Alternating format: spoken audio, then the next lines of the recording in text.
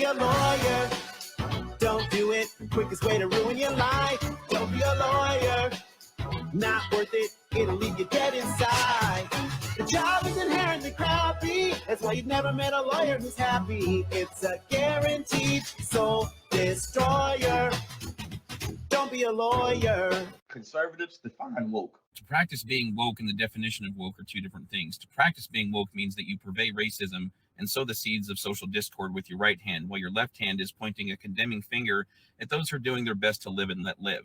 You're both firefighter and arsonist at the same time. It's like picking someone's pocket and accusing them of theft.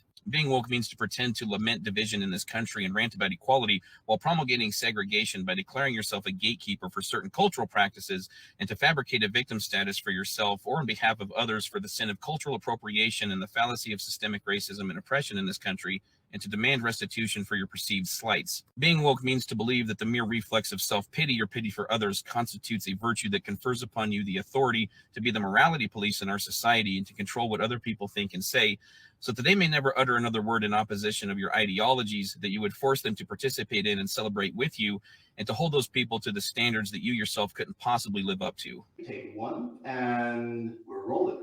1, 2, 3, 4. 10, 9, 8, 7, 6, 5, 4, 3, 2. 1 second, please. Hello. Hi. Oh, everybody right at the same time. I'm screwed tonight. I don't have my glasses. The only prescriptions I have are these sunglasses. It's all right. I don't have to keep them on the whole time. Well, I usually use contacts. Are white people allowed to dress up as Velma now? I don't think so. When does it become cultural appropriation to wear something that's Immediately been given? So as soon as that role has been taken over by black, like it's already cultural appropriation if a kid goes for Halloween as Last of Us girl. It's already, they already own it. Yeah, we got Sarah from Last of Us is black, and Joel is already Hispanic, which is kind of weird. Oh yeah, I actually remember when they announced that one a while back. When did they announce the girl? I just barely saw it today. I don't know when they announced it. I remember it's been about a year since they announced the other dude, who not only is Hispanic, but he spends a lot of his time online politically trolling people. But it's not trolling when you do it on that side. Hi, Joey. Somebody should make it. Some kind of super genius should mod Last of Us to make it so the zombies only go after the black and gay characters.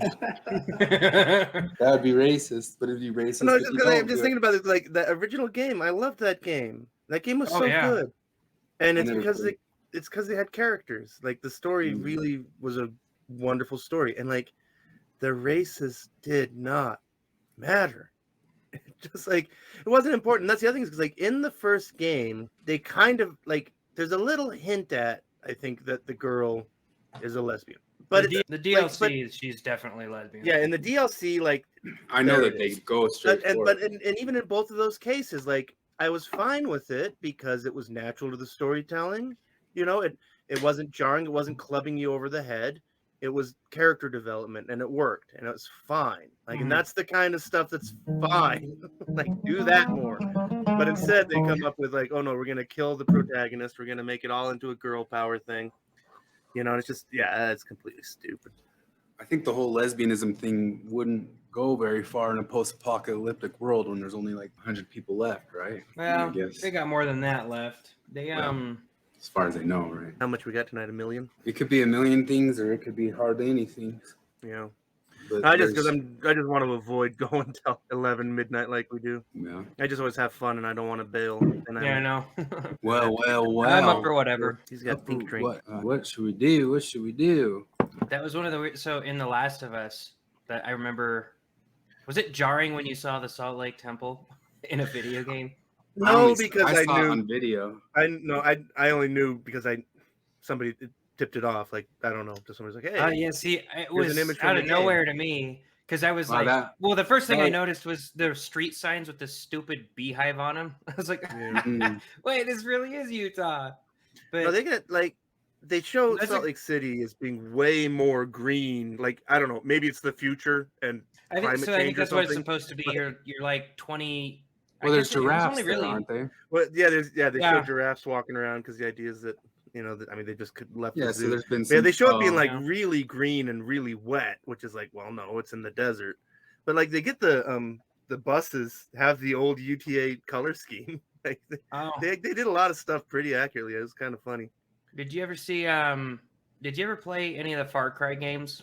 No. I played one for a while. I mean, I guess that game's the same thing. I don't like those things that are like kind of just guided movies. Oh, really? See, At least that's what they felt quite like. a bit. But Far Cry 3 and 4 are a lot more narrative driven. But it helps if it's a good movie. Yeah. So the fifth Far Cry was really dumb because they wanted to make it less narrative. They wanted to make your character more you. It was the silent protagonist, so you could make it male or female.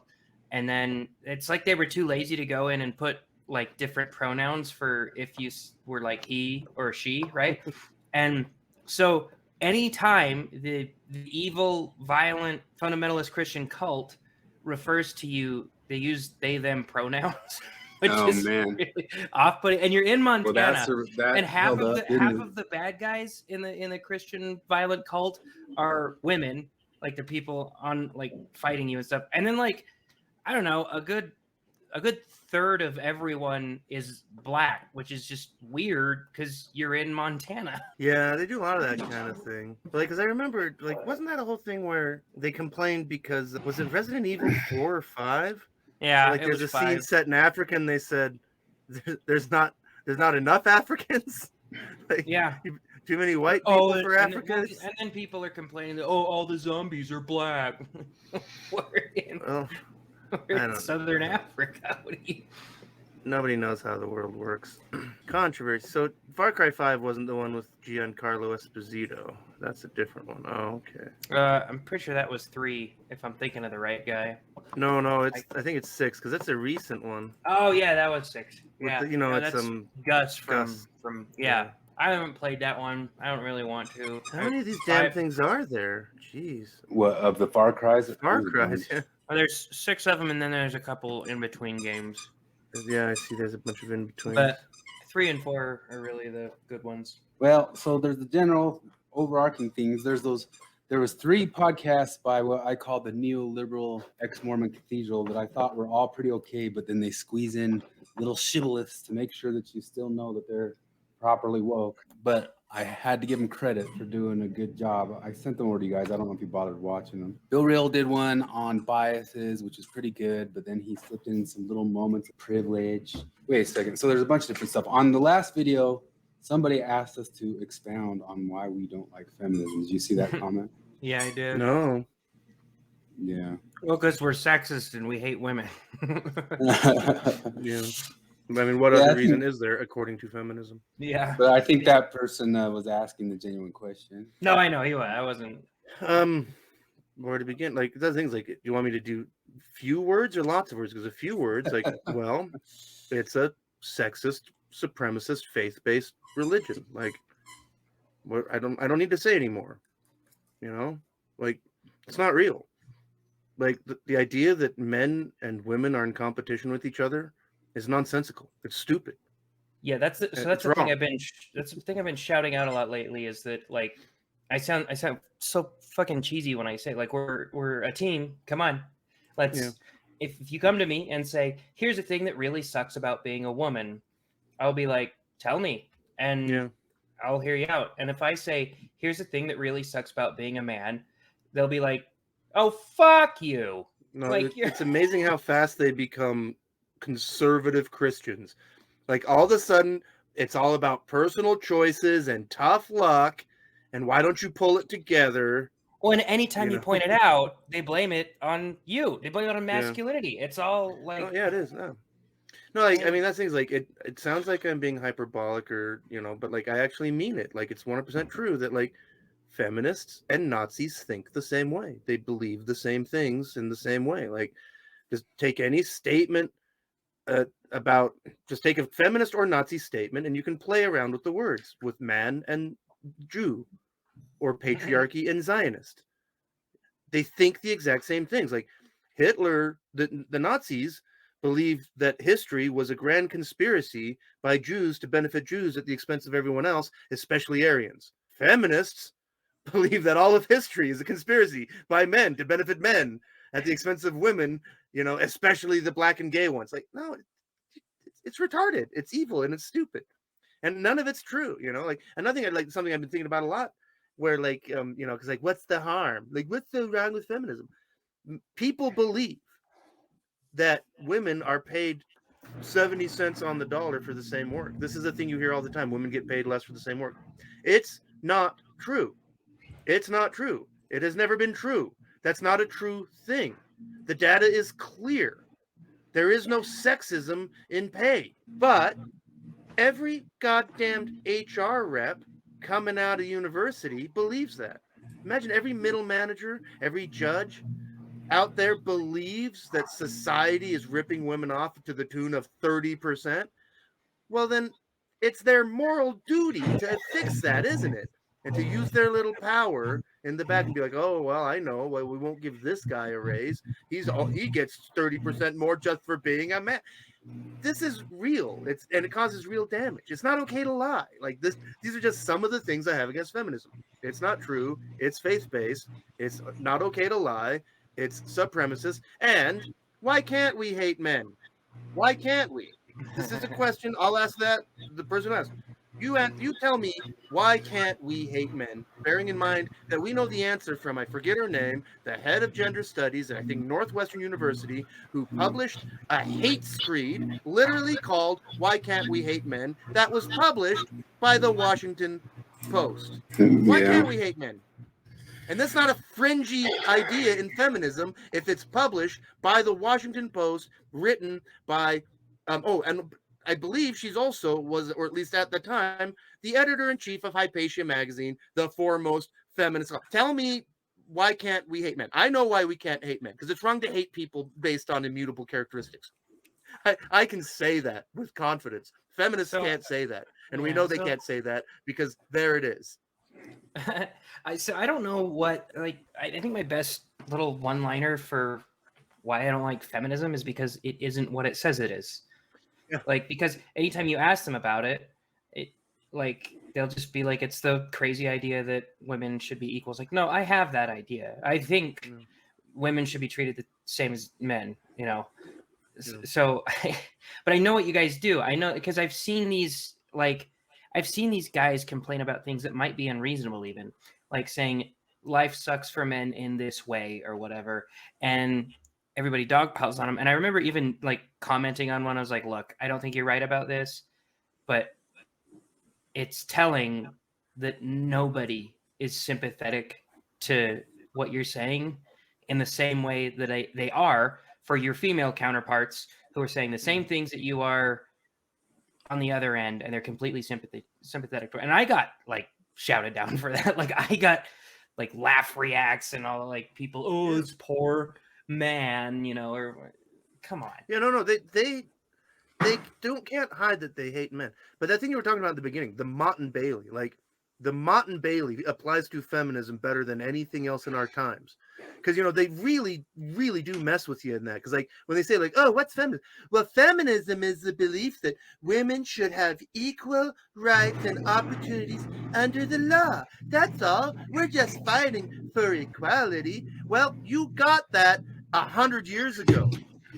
Like, feminism achieved all of its aims, like the Mott part of that side of it, the part of feminism that nobody disagrees with, that of course women should have equal opportunity under the law and equal protection under the law and all that shit. Women achieved all of those goals 50 years ago. You know, like that's done. Well, I was just gonna say, because that's funny, because like they always do this fucking gaslighting thing where it's like, that's not what feminism is. Okay, just go to Everyday Feminism right now. It is a popular intersectional feminist website. It's got a glossary. It's got links. It's got billions of articles. Just go there and poke around and tell me that feminism is literally just the radical belief that women are human. You know, well, like, they have to come up with all sorts of things that count as discrimination, because if you ask them, like, in what ways are women not equal today to men, there's like none. So they have to really, really search, right? And one of the things they'll do is, I watched parts of this debate, Actual Justice Warrior covered it. It was Hunter Avalon and I can't remember the guy's name, the traditional Joel something, Joe, I saw it. Yeah. Yeah, he's Actual Justice Warrior covered it. Yeah, that's the one I watched. But he's called alt-right. I don't know if he is alt-right. I don't know anything about him, but I've seen him pop up on Timcast. Is where I've seen him. Yeah. Anyway, so they were talking about like ways in which women are like oppressed, and the thing Hunter Avalon brought up was that like he brought up the fact that there's more male scientists, and like 90%, and the other guy's like, yeah, that's men are more interested in that thing. They thrive more in those environments. And Hunter's like, no, they're encouraged more. And he's like, well, no, nobody's stopping women from joining STEM fields. And in fact, there's entire organizations whose sole purpose is to encourage women to join STEM fields. And the guy's just John Doyle, yeah. And and Hunter Avalon is just like, no, the fact that they like when you're a little boy and somebody tells you like, hey, you know what, you should be a scientist or whatever, which nobody ever told me that. Maybe it's because I was dumb. I don't know. But like they don't say that to little girls. I'm like, that's your oppression? That's what you need an entire movement for that tells me that I'm a sexist piece of shit? Because also the other thing is there's just the plain Orwellian lie. Because like, okay, I was born in 1980 and I went to public schools in conservative white Mormon Utah. And the message that women and girls can be anything they want and should be encouraged to pursue fields that they don't traditionally occupy was constant. It was always there. And I don't think that's a bad thing. That's fine. You know, but like there's this reality denial that like, you know, it's the whole James Damore thing. Like there's evolutionary biological reasons that explain differences, like disparities between the sexes, and like just to constantly appeal to some nefarious motive. It's paranoid. It's literally paranoid. It's madness. You know, like so there Hitler it is. was that's paranoid. That's what it is. Hitler was paranoid, and feminists are paranoid. Like they literally believe civilization is out to get them. That's insane.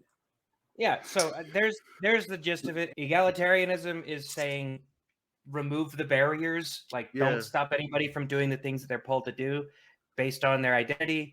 Feminism is push people into things. It doesn't matter if they don't want to do them. More women in STEM, more women. Well, not more women trash collectors or anything like that, but more women in STEM, more women CEOs. Push them to do these things that they might not even want to do. And I'm like, if there's a woman that gets into one of those fields, then do not stop her. But don't push other women. Just let them do what they want. That's egalitarianism. But there's 10 billion trillion lies. Because the thing is, like, no man walking around in America today ever had the right to vote. Men in America don't have the right to vote. They've never had the right to vote. Women do have the right to vote. Men get to vote in exchange for signing up for the civil service for the selective service, for the draft. You have to put your body on the line. You have to give up your bodily autonomy in exchange for the privilege to vote. Now, okay, that's fine. Like, that's what it is. But feminists are lying when they talk about fighting for equal rights. They're not fighting for equal rights. They could have been fighting for equal rights all this time. They could have been fighting to subject themselves to the draft. Now, I don't think that's a good idea. I think that militaries, I think that combat roles should be filled by men. And they've unwittingly thought that. Even though knowing that there's a 99% combat death gender gap.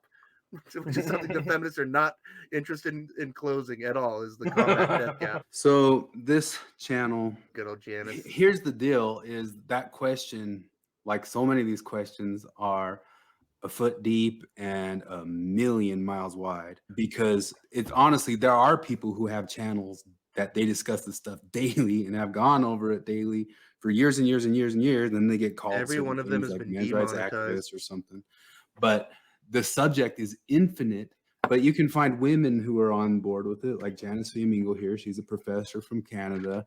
She's got a channel. She does it on Studio Bruhle here.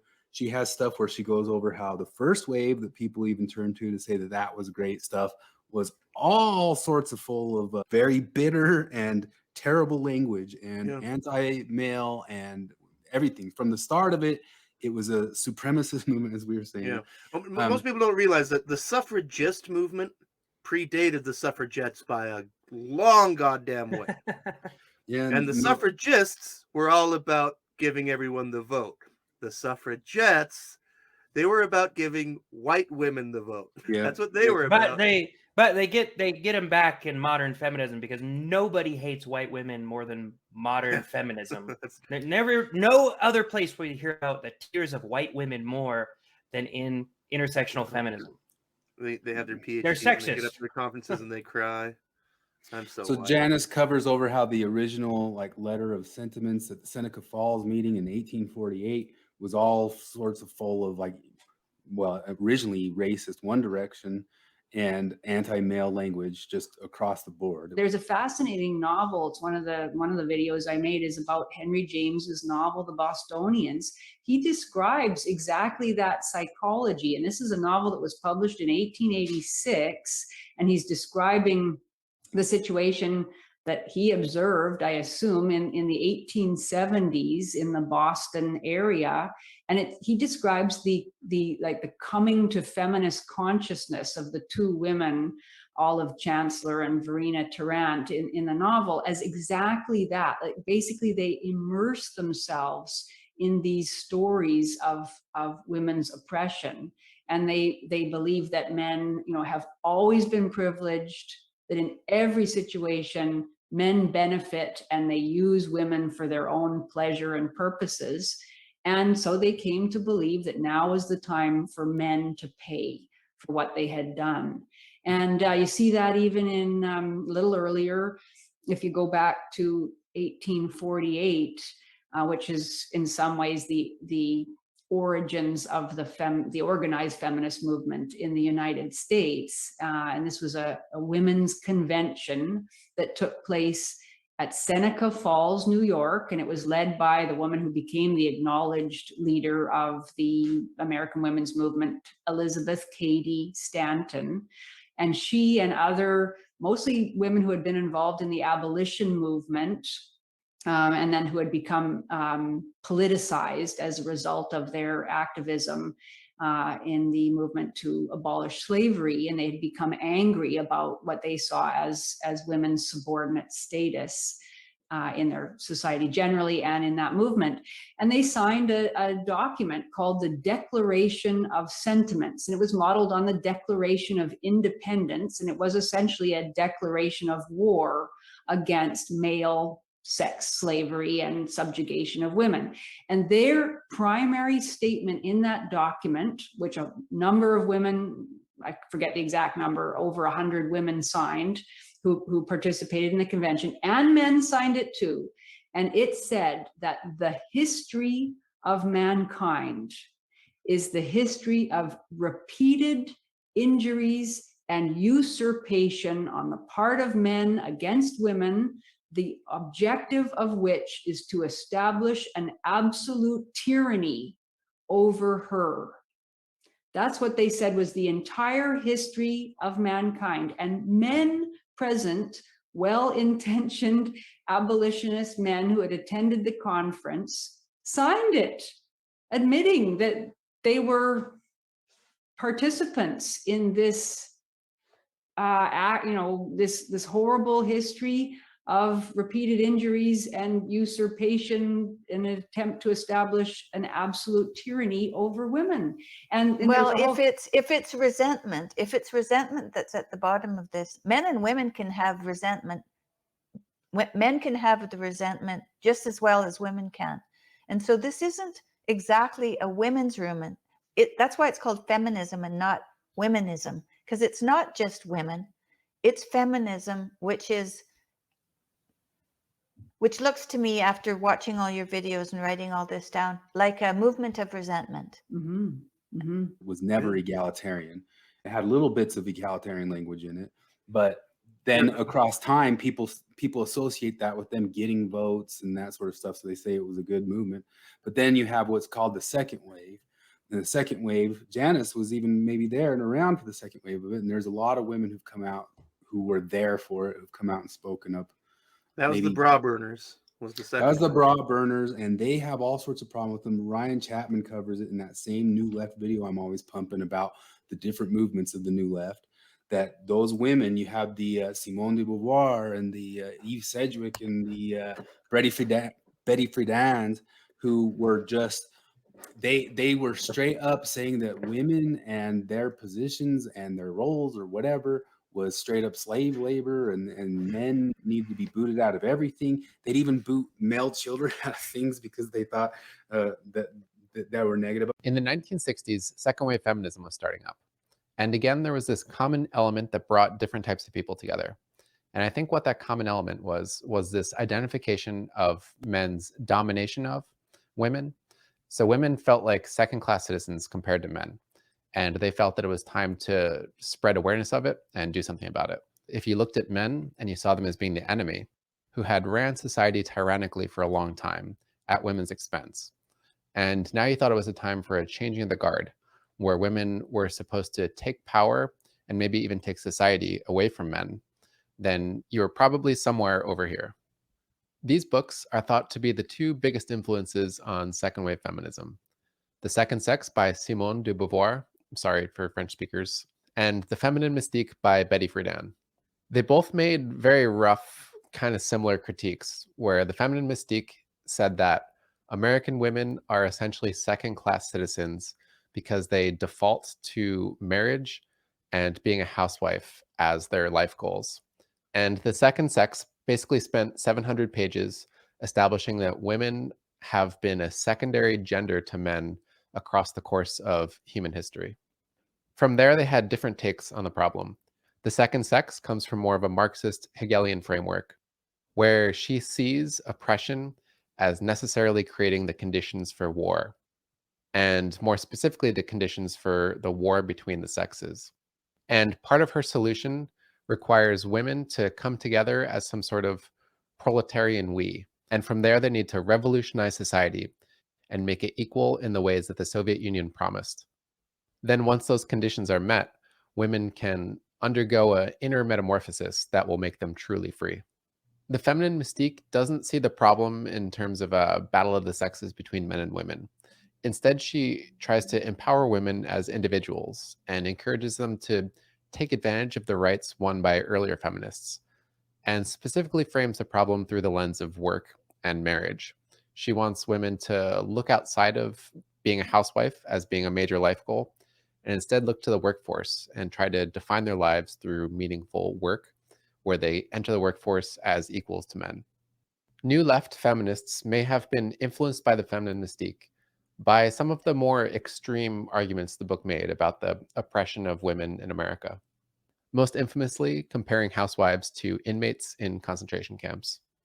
And The Second Sex, I think, was influential for taking gender and placing it in this Marxist kind of Hegelian framework. But The Second Sex went on to make very complicated arguments about redefining our relationship with gender and redefining femininity. And The Feminine Mystique went on to make liberal claims, as I said, that I will talk more about Betty Friedan, because she ended up being probably the most important figure of second wave feminism. Betty Friedan founded and led the biggest women's organization of second wave feminism, called the National Organization for Women, which people called NOW. She ended up leading the organization in a decidedly liberal direction, trying to pursue equality between the genders, and actually taking those goals so far that she made other women uncomfortable with the Equal Rights Amendment, which would have, among other things, made women equally susceptible to the military draft and equally considered for dangerous military roles. So the Equal Rights Amendment didn't pass, but it wasn't because of men. A conservative woman stopped it, but that's another story. So the biggest women's organization at the time, the National Organization for Women, fell decidedly in the liberal reformist camp. So they weren't part of the New Left, and neither is Betty Friedan. But there were still New Left feminists within NOW, the most notable probably being T. Grace Atkinson, who spent some time in NOW, but left it after she felt she wasn't able to influence the organization enough. She went on to form her own organization called the Feminists, with an optional aggressive subtitle. To get a sense of what their beliefs were, let's take a look at what I think is T. Grace Atkinson's most famous manifesto, Radical Feminism. It starts by responding to a piece of criticism that feminism doesn't have an enemy. But to her, that's not good. That's a problem. She resolves that problem by saying, if women are the oppressed class, there's only one half of society left to be doing the oppressing, which is men. She says men are insecure, and to feel better about themselves, they demoralize and then dominate women, a process she calls metaphysical cannibalism. Women who, for some reason, love these men, she basically says have Stockholm syndrome. Here she says men and society are synonymous, which I think implies both men and society are the enemy.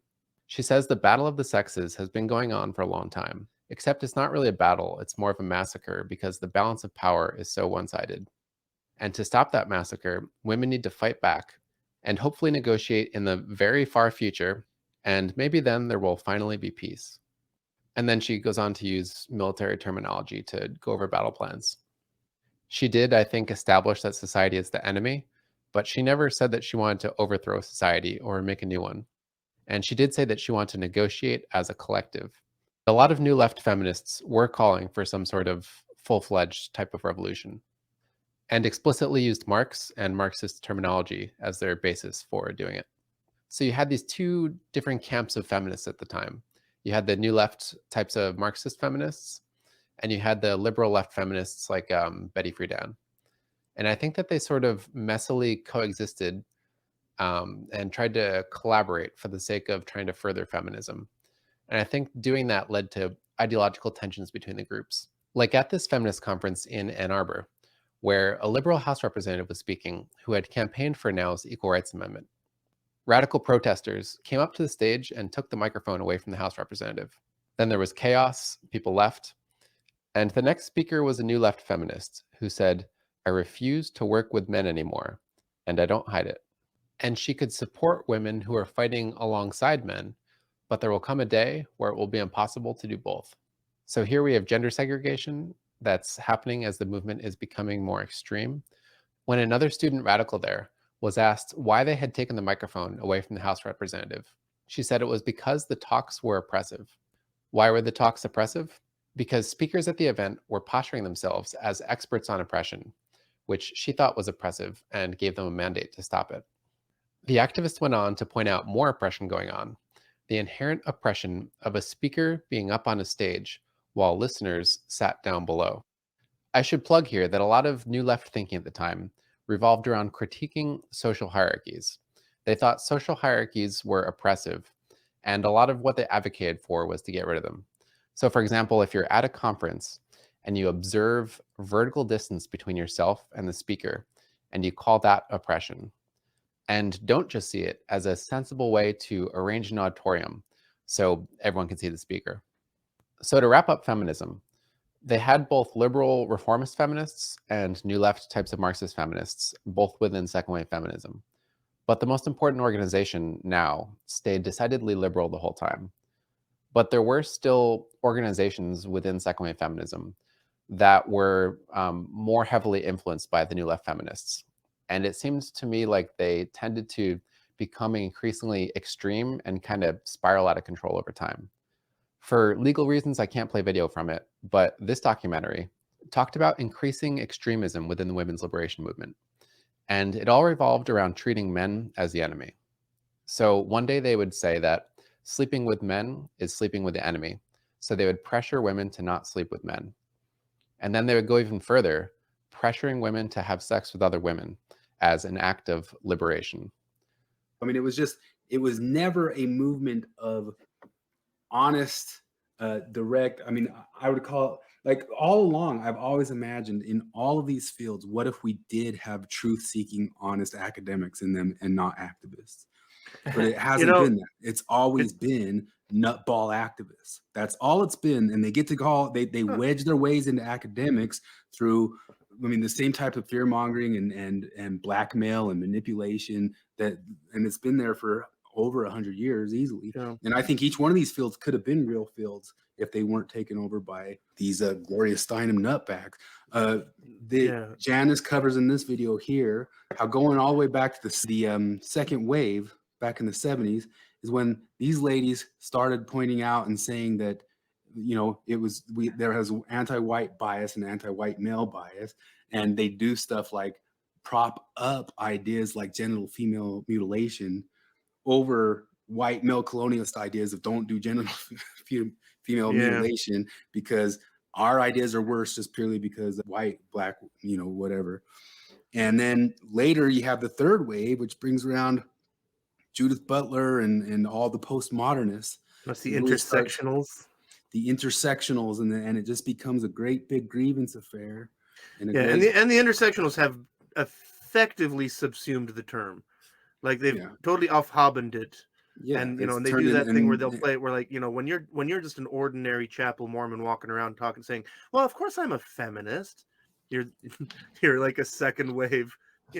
You're where everybody got to in 1970, basically. Nah, but they have little bits of intersectionality that's learned from the culture nowadays. Oh no, but no, that's the thing though. Like they absorb, but that's the thing I'm saying. They play the game. The intersectionals will play that game. We're like, we just mean feminism is inequality for women. We're like, no, you do not. You mean all this intersectional bullshit, which you can go read about on Everyday Feminism. Yeah, this is one of the things about it on our podcast that's ostensibly a post-Mormonist podcast. I mean, what do all the other post-Mormon podcasts do? They point to weird things in history in the time and say, did you know they said this? Did you know they did this? Well, guess where we can do that till the end of time and just bring you out things that should shoot your eyebrows off. We could do that in academics. We could do that till the end of time. Till the end of time. This is to kind of draw something from John Larsen used to say, because he used to talk about his Frankenstein BYU professor, because he talked about how, like, nobody in the BYU biology department believes in, like, a young Earth creation. Nobody in the geology department believes in a young Earth.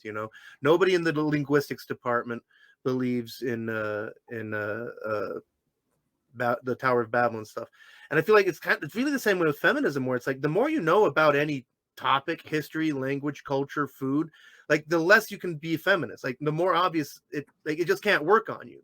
Like, and that's part of why, like, when I started really encountering the intersectionals, like I already knew enough history to know that their dumb shit isn't true, but like I can totally imagine for the regular dope, when you go to college and they tell you, oh, this is history, and they don't tell you any of the rest of it. I mean, and we know this, like, I mean, we see this all the time. We're like, young people in America think that slavery was invented by white Americans. Like they literally believe this, or that it was invented by white people generally, or like, I mean, one of my favorite myths, and feminists push this myth because it's all linked together with the intersectionals, but the myth that, like, America is wealthy because of slavery.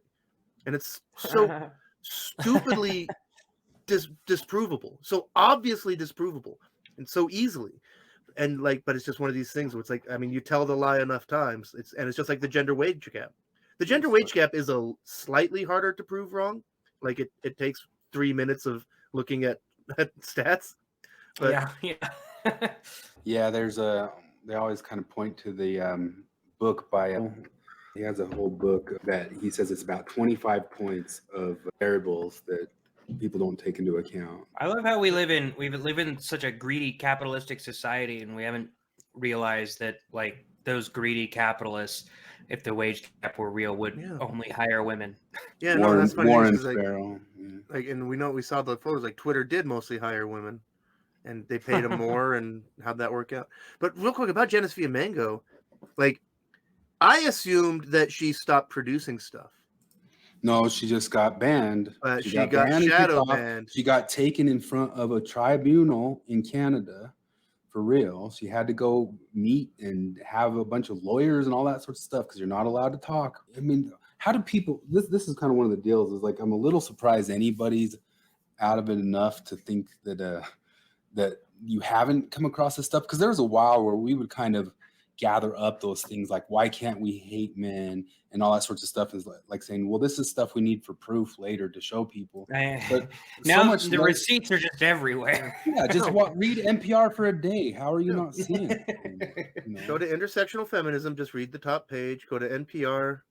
Like, so this everywhere. Thing, the Science Wars, this happened back in the 90s, and I recommend these videos on them by King Crocoduck, that it goes into detail about how things like third wave feminism came in and started seriously questioning science itself. This is why he calls it lysinquous. We talked about a lot here on this lysinquous epistemology, which are all these sorts of ideas like, what's her name?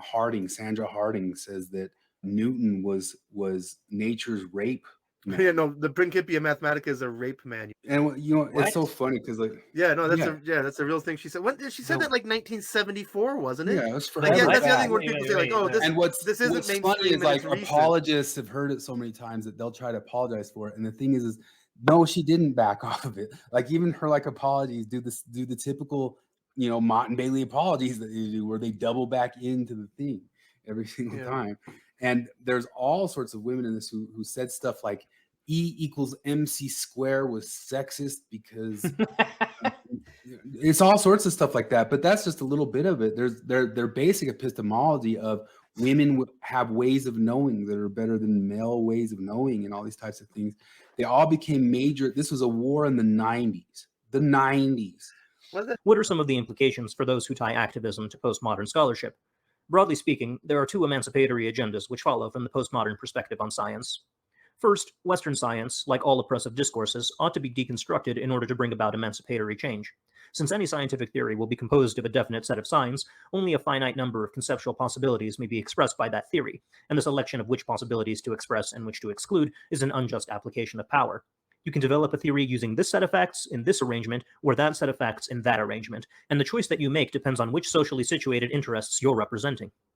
According to Derrida, the discourses employed by the West are all characterized by what he calls phallogocentrism, a neologism which combines phallocentrism with logocentrism.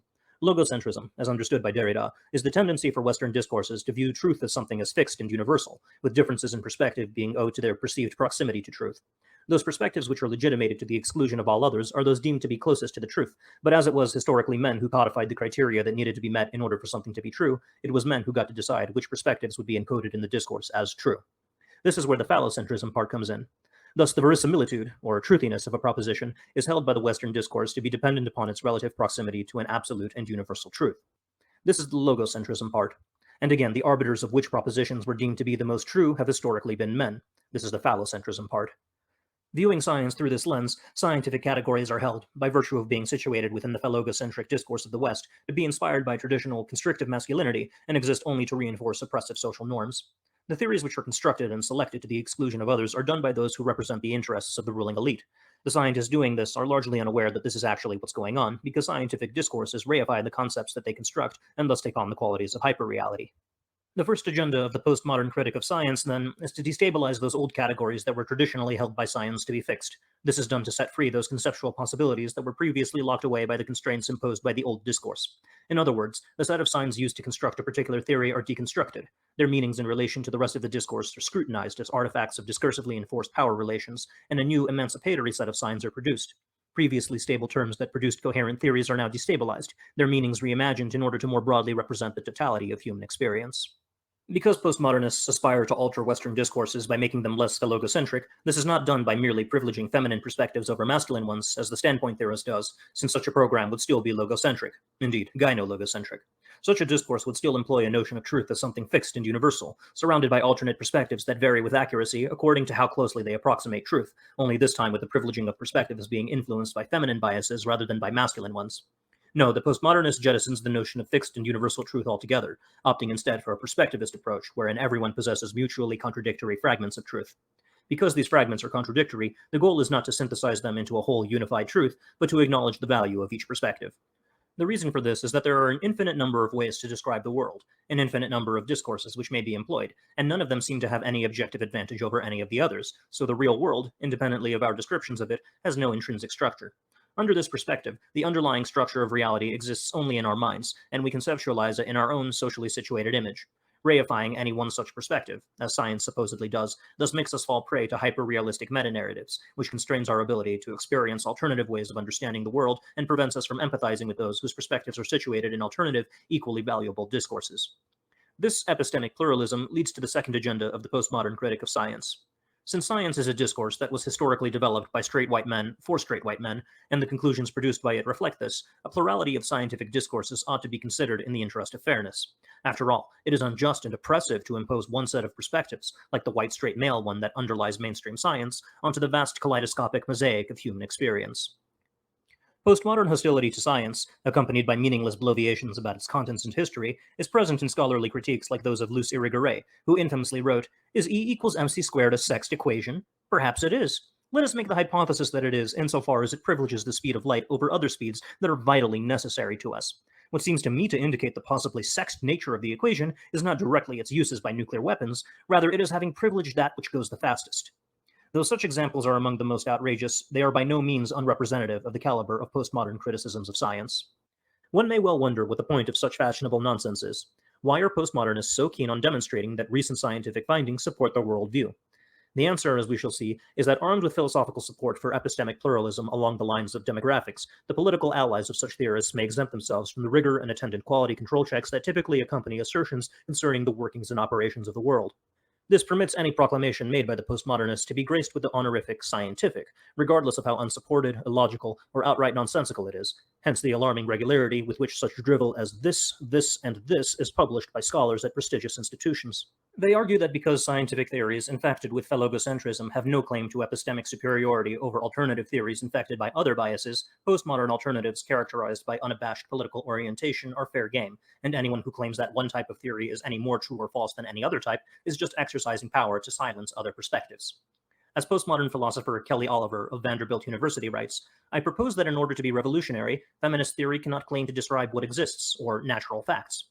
Rather, feminist theories should be political tools, strategies for overcoming oppression in specific concrete situations. The goal, then, of feminist theory should be to develop strategic theories, not true theories, not false theories, but strategic theories. This strategy for theory making does away with the monodimensional power structure which polarizes all theories as either true or false. Theory legitimation no longer rests with the absolute authority of the truth of nature. Nature itself becomes a function of a complex network of strategies of individual and communities of scientists and theorists. This is not to suggest that all of these strategies are conscious or intentional to all of those who employ them. Feminist theories, on the other hand, can be conscious strategies with which to undermine and dissolve the oppressive strategy of patriarchy, one part of which is the construction of the absolute authority of recalcitrant nature. And this, more or less, is exactly what postmodern theorists began to do, both in their deconstruction of phallogocentric theories in science and the development of emancipatory alternatives. What mattered to such theorists was that capitalist, patriarchal, white supremacist knowledge was undermined by techniques that were strategically sound rather than true, and this shows in their work.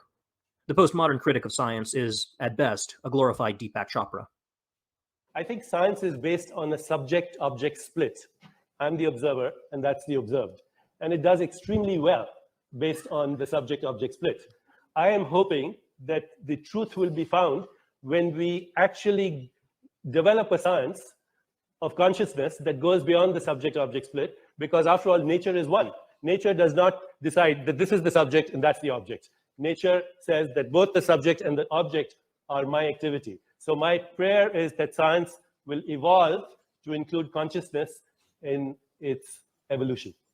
And at worst, a contemporary Lysenkoist. In the next video, which will conclude Volume 1, we shall examine more closely the real-life consequences of Lysenkoist epistemology in both education and activism, and we will come to discover that at the intersection of postmodern epistemology and standpoint theory lies the heart of the political paradigm that presently dominates a great swath of politics. They thought they trampled it down. They thought they trampled it down, and it turned its ugly crap head in 2012. Ryan Long did that bit where it's funny. It's like it's a comedic bit, but it's also like a really good illustrative thing, where he like has that thing, how to be a blogger, and you literally like, you know, you can just like take a topic, then say race, gender, like pick an identity, and then add problem. And he just started like, and he said maybe it is a video of it, and you can just see where it's like you can just pull it out and be like, hockey has a gender problem, and just Google that, and you will find a blogger that wrote about it. Just then like play around. It's like, you know, I mean, I'm pulling stuff from real life. Magic the Gathering has a sexism problem. Okay, there it is, you know, but like you can do anything, like, you know, do hairstyles have a sexist race problem? Like, we know that, like, and you can just does dog walking have a gender issue? We've literally shared these articles, and we don't even catch a half of them. We've literally shared too many of them. 1 in 10 million. We've shared so many of them with each other across 7-8 years. I pay for extra storage on my phone to never actually get to prove them. All I ever get to do is say, hey, I pay for storage. It says that I saved 10 million stories of these for the past 10 years. I got in But an argument one with of a the guy things at work who says, like, where did, like, I just don't see this stuff. I just don't see it. What? And he's a teacher. Like, he works Oh my part-time. God. And he's a art teacher. He teaches drawing, so maybe that's part of it.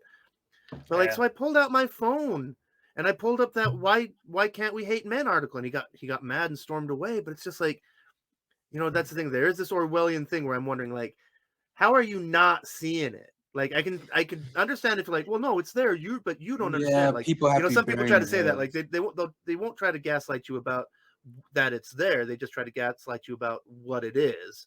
Yeah. But so they this is one of our there. main points of poking and badgering at Dallin and Larsen, and to a lesser extent, but still RFM.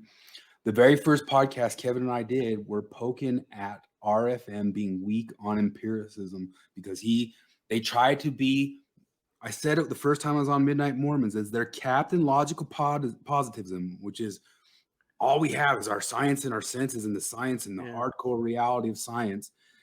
They're hardcore logical positivism when they're taking down Mormons.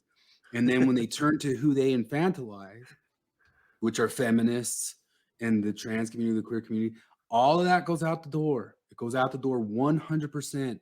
And they have this thing called standpoint epistemology and different ways of knowing and all sorts of different things that get bonkier than any religion ever got bonky. And they criticize right down to the level concepts like data or empiricism itself. They call that white Western male constructs. You can see that, like, the perfect juxtaposition is, like, you can just imagine them in a room with, like, you know, a faithful Mormon, you know, like, well, why do you believe in Mormonism? They say, like, well, just deep down in my soul, I feel that I'm a child of God and that he has a plan for me and that I'm doing the right thing. And they go, logical positive, and what even is a soul? Is there a God? Look at all these things that are contradictory. Can that possibly make sense? And then the next day, well, tell me, why do you feel that you're transgender? Well, I just feel deep down in my soul Who's that it I was hurting? born in the wrong body. Hurting? You know, but that's literally, like, how does it affect you? Somebody literally makes the same argument as, you know, as opposed, like, well, you know, I'm not a Mormon, I'm transgender, and they go, oh, well, you know, to question that would be hateful and lead to suicide. No, they're both religious propositions. Well, that's how they do it. They extend what it means to cause harm into just insanity. So I've had this hypothesis for a while that the whole "if God real, why bad thing happen" problem, and like, I get it. That's a real struggle. Like, if God exists, why does these terrible? You get into the terrible things that happen, but we mostly get into the terrible. Anybody who says that if God is real, why bad thing happened, they're saying the most terrible thing that they can think of. And I'm realizing that no matter how easy or hard their life get, they would always do that, choosing the hardest thing they could think of. And if God existed and he made your life easy to the point where the worst thing that ever happened was that you stubbed your toe, you would end up saying, if God real, why I stubbed my toe. Yeah. So this is kind of one of the deals that I say when I go back to the debate between RFM and the Midnight Mormons, and they say, how do you know things? Kwaku starts getting to the ideas of how do you know things? How do you know things? And I actually kind of prefer Kwaku and Garden and Brad's epistemology that is magical. It's pre-modern, not postmodern, not even modern. It's pre-modern. It's, you can tell because God, because your heart, because you sense it, you feel it, you have experiences, and they're supernatural. And they say, I believe it because I believe it, is a better epistemology than RFM saying, science on your thing, science on your thing, science on your thing. And they say, okay, what about wage gap? Whoa. We can't go with the science here. We can't go with the data here. We can't talk about that here, because what about oppression? What about how somebody feels bad? What about this and that and the other? And then go into detail about how we can't know anything because we're not even the right identity to know it. I was going to say, I respect just I don't like when, I've talked about it a lot, I don't like when Mormons start getting postmodern in their excuses for magical things either. I like their modern apologia, like if they're using like, no, there's a scientific answer for this, there's a scientific answer for that. But if they start getting postmodern and saying, what's a definition, what's a who's he, what's it, which I see a lot of the divinity school guys doing. But if they're not doing that, if they're saying modern or pre-modern, I like that. I fall better with that than the postmodern stuff, because the postmodern stuff is anarchy for the society at large and can only be that. Well, I remember growing up, like I always, especially on my mission, one of the things that I hated was the people who would be like, oh, I just got a gut feeling, or I trust the promptings or whatever. I was never a trust the prompting type guy. I was always a sure, pray about it, I guess, but like do what makes sense to do through your faculties or whatever. And I would always kind of poo-poo the people who would be like, oh, you know, I'm doing this because my gut tells me. And now the more these people I meet who are like, there is no superior way of knowing, there's no real way of knowing anything, radical skepticism type, I'm like, you know what, let's just go back to the whole my gut told me to do this thing. I 100% agree with that. I think that my gut told me to do this is inferior to empiricism, right? But like maybe you need it in certain aspects of your life, but it's definitely superior to you can never know anything at all. Yes, that's the Kwaku's direct answer in that original debate of, you guys just believe in magic, and he nods his head real big, and he's had another recent video saying, yes, we need to go back to pre-modern times and just believe in that stuff, where he just goes, yes, I respect that. It's better for society than the cultural relativism. Who's he, what's it, who's to say, which is all brought on by Foucault. That's why Foucault's name comes up so much. Who's to say? Who's to say, what's to say, relativism, except actually it's everything that's marginal and previously nasty is what we're going to rise as above the other thing. We're not going to actually I've been sharing that. You've said that meme like 3 times, and I've sent it to like all of my friends several times with the Simpsons bus driver tapping the sign. That's the tweet that's like, it's not rocket science, guys. They're just evil and they want to diddle kids. And that like Foucault pops into my head every time. Like the more I learn about Foucault, the more I'm like, oh, it was all just this elaborate ruse to eventually get to who's to say what the age of consent should be. It was. It really, really was. And that's why Jonathan Streeter got to that point when he was getting through the postmodernist stuff with us, because he knew from the start that he wanted to get into how this stuff really does lean in towards justifying kitty diddling and stuff like that. And that's not, they'll even have people like, it just came out today or this last couple of days, and there was even another Jussie Smollett incident. Did you see it? I heard about it. That senator in California faked a hate crime, said that somebody messaged him that he was going to kill him, and then when he showed it, it was obviously something he'd typed. His cursor was still there where he was typing. Holy shit, that's awesome. Yeah, and then he tried to say that, well, it was because I was typing what the phone message said. But I love the apologetics too. I haven't seen it on this one, but I want to. This is that senator that typed up his own death threat. Oh, there's Scott Wiener. He tattooed his own death. He's got his he got the icon of him typing it. He put it in the screenshot. The cursor's in there.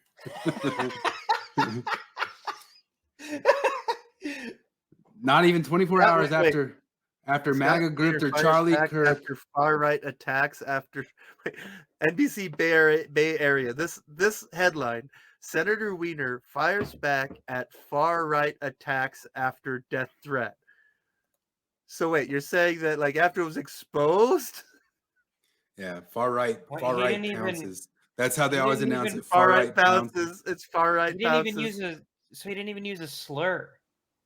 Like, it's a shame you come out and you're trying to release all these pedophiles. You're okay with people intentionally giving other people AIDS, and your office can't even pick up the phone to answer about these questions. You're sick, man. I don't even call you. You shouldn't even be a man. You're sick. You're a sick individual. I don't care about what you do off hours, but when you try to force it upon California, it's like myself and others, you'll have something coming to you.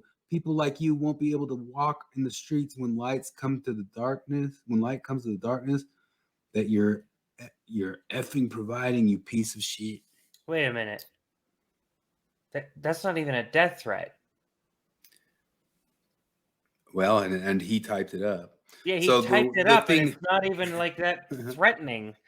So the thing he answered back, is he said that I typed up the voicemail, you guys. When obviously, like on social media, you could just show the voicemail. Yeah, no, like if you had the voicemail, you would record that because the FBI would want that. Frankly, the FBI will need that evidence. You liar. Jeez. But the Jussie Smollett one, I remember there was a very brief moment of time before they started just ignoring Jussie Smollett, where they were like, "Well, okay, like even if he made it up, stuff like this happens, and it's important for us to respond like it happened." No, which is also the point. Which is also the how do thing you they'll not say. get so mad at this guy? How do you not get? Which is so also the thing they'll say mad if they wrongly convict some man.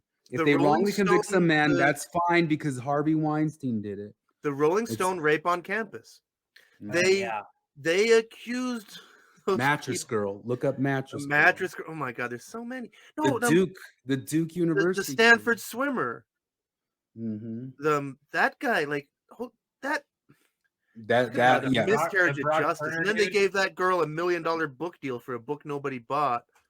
Like that's just unbelievable. Brock Turner. Yeah, Brock Turner's got way more to the story than most people know. Yeah. Brock Turner got absolutely raked over the coals. Like that is like, and people hear these things. They will tell a story about like, cause like I don't even remember the movie, the name of it, but I remember watching a movie they used to show it to us in elementary school, and it was a story about. It was a movie about why we have Miranda rights. Yeah, and it was a story about a guy who got railroaded by the system.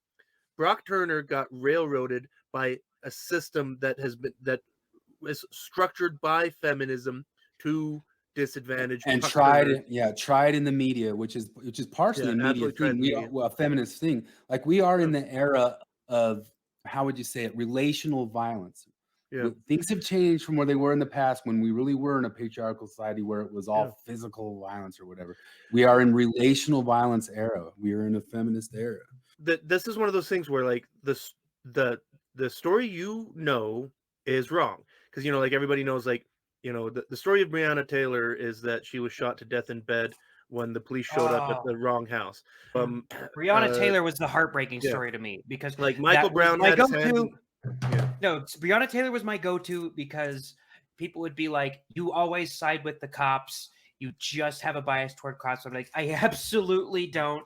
Yeah. Here's why. Breonna Taylor was bullshit. It was a no-knock raid. They just came in, and then you find out later, nope. Like they lied about that purposefully, and just her lawyer lied about that. Yeah. No, but so the Brock Turner story is like the story everybody knows. The story everybody knows is that Brock Turner was convicted of raping a girl behind a dumpster. Mm-hmm. None of that is true. None of that is alleged. None of that was brought up at trial. None of that is in the witness testimony. None of that, something like I think it was Devin Tracy pointed out. I was like, yeah, there was a dumpster like in the area. He was found. He wasn't found on her. He was found away. He was found away from her, and they were making out earlier in the night, according to multiple witnesses. Yeah, it wasn't. He came across some like passed out girl. Yeah, no. Well, this is one of those things where there needs to be a PSA about this. Blackout drunk does not mean unconscious at all. The girl had a boyfriend. She got blackout. Someone can be blackout drunk and appear normal and be they drive, they fly airplanes, they make business deals, they go to Vegas, they gamble. People in blackouts do all kinds of regular looking things, and you would never know that they were not forming memories and had no recollection of what they were doing. Right. And so then when the thing blew up, it came out that she had a boyfriend that whole entire time, and there's all sorts of reasons she blew why people off her boyfriend to because... go out that night. If I recall, there might be a little detail like that. But yeah, that's the whole thing. She had a boyfriend. She decided to go out. She made out with a sexy swimmer guy. Everybody's witnessed them dancing, and then I don't know how much we can say, but they made out, got a little bit frisky. And then like a couple and of she Swedish went to guys, throw up, and when yeah. she was off throwing up, that's when they grabbed him, like as if Yeah, he a was couple of some Swedish rapist. guys came and like assumed something was up, you know, and then like, and he ran like just completely nuts. But this is the thing is like that, like one of the things that Devin Tracy points out is that all of the evidence of a crime was based on a witness statement. And like, and this is something that Devin Tracy brings up so many times in his video about this. And this is what's so fucked up about this case. Her statement was, I don't remember. Her statement was, I don't remember. I don't remember. That was her statement, is I don't remember. His statement is, I met a girl at a party. We made out. We had fun. People saw us. You know, it was high school. She invited me back to her house. We fooled around. And then some guys grabbed me all of a sudden. The two guys showed up and thought, you know. But like, anyway, and her testimony is, I don't remember. Going back, and that's one of the things we brought up. I don't think it's come out yet, but I mean, we talked about how the Matthew Shepard story isn't what everybody thinks it is. There's just so many things that nobody ever stops and takes time to look extra into. Like up as recently as a month ago, I was citing Matthew Shepard as, okay, that's the example of an actual anti-gay hate crime murder. That's a whole different. And I always believe that, and I found out in the last 2 weeks, oh no, there was never any reason to believe that. It was made up. You know, that senator in California, Matthew Weiner or whatever, he's passed all sorts of wackadoo laws. Like he made it not illegal to purposefully give somebody AIDS. Was that him? And, yes, and he went around doing other stuff like removing all sorts of pedophilia rules and laws and that sorts of stuff. He said he does the thing that they typically do, and I saw people do this to Jonathan Streeter. They say, it's so dangerous that you guys are saying this stuff and you're associating the lifestyle of somebody being gay as being a pedophile. And sorry, you're all supposed to be nuance hoes, right? The whole ex-Mormon community, you're all you're all supposed to be super nuanced, right? No, we are not saying that. In fact, some of the harshest people coming out against the pedos I've seen are gay people and trans people. Gays Against Groomers, yeah, that's a great site. Josh Slocum, Chris, Billboard Chris. You have Douglas Murray. I mean, you have so many. But Andrew Doyle, who was just on with Peter Boghossian, Flip has a clip maybe from that we could show. But he does that whole hate hoax thing and says, look, they're attacking me. But it is true that it's the Nietzschean point that all these weird philosophies are usually to justify some sort of intent that you have going on inside of you, which is, as we say, like we look at all this sorts of stuff, like it's some sort of cynical, you know, it's misandrist intent behind it. It's misandrist. I would not tolerate for a second the misogyny on the other side if it were as bad as the misandry of what we know as feminism.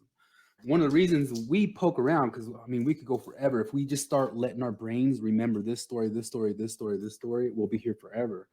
But yeah, one of the things that we poke at with the ex-Mormon community is they present themselves as Johnny on the spot empiricists, holding the feet to the fire, holding the toes of the fire of all these harm-causing Mormons. And our point is they all are in the midst of pushing harm-causing ideologies as the new thing to fill in. And so I saw 3-4 podcasts this week that I said, because usually I watch them, they're just filled with crap. And I have so much we can't even start to cover it. But this week I saw 3-4 that I thought, oh, most of that was pretty good. Like they're just giving their points on atheism, or like this one here, Bill Reel and whoever, they give a pretty good description of what human biases are all the way through. But watch, they cannot get through an entire podcast without giving off a shibboleth that they buy in to these crap ideologies. They just can't do it. I mean, I'm listening. I'm always rooting for them. Like, do it. Look, 1 hour, 8 minutes, they're going, and it's pretty good. It's pretty generally. It's even saying like give credence to both sides and all that sorts of stuff. And then did you catch that, Flip? Did you catch that? Chris isn't one of us. He mispronounced shibboleth. Oh no, I would say it's shibboleth. We are doomed. We are doomed to the podcast. That's the beginning. A woman on biases, and they were talking about how when you're in a privileged segment of society, so whether you're male, you're white, you're cisgender, heterosexual, whatever it is, there's a comfort level that you haven't had to get uncomfortable. So up to this point, it's almost an academic process. Like it's almost an academic covering of biases.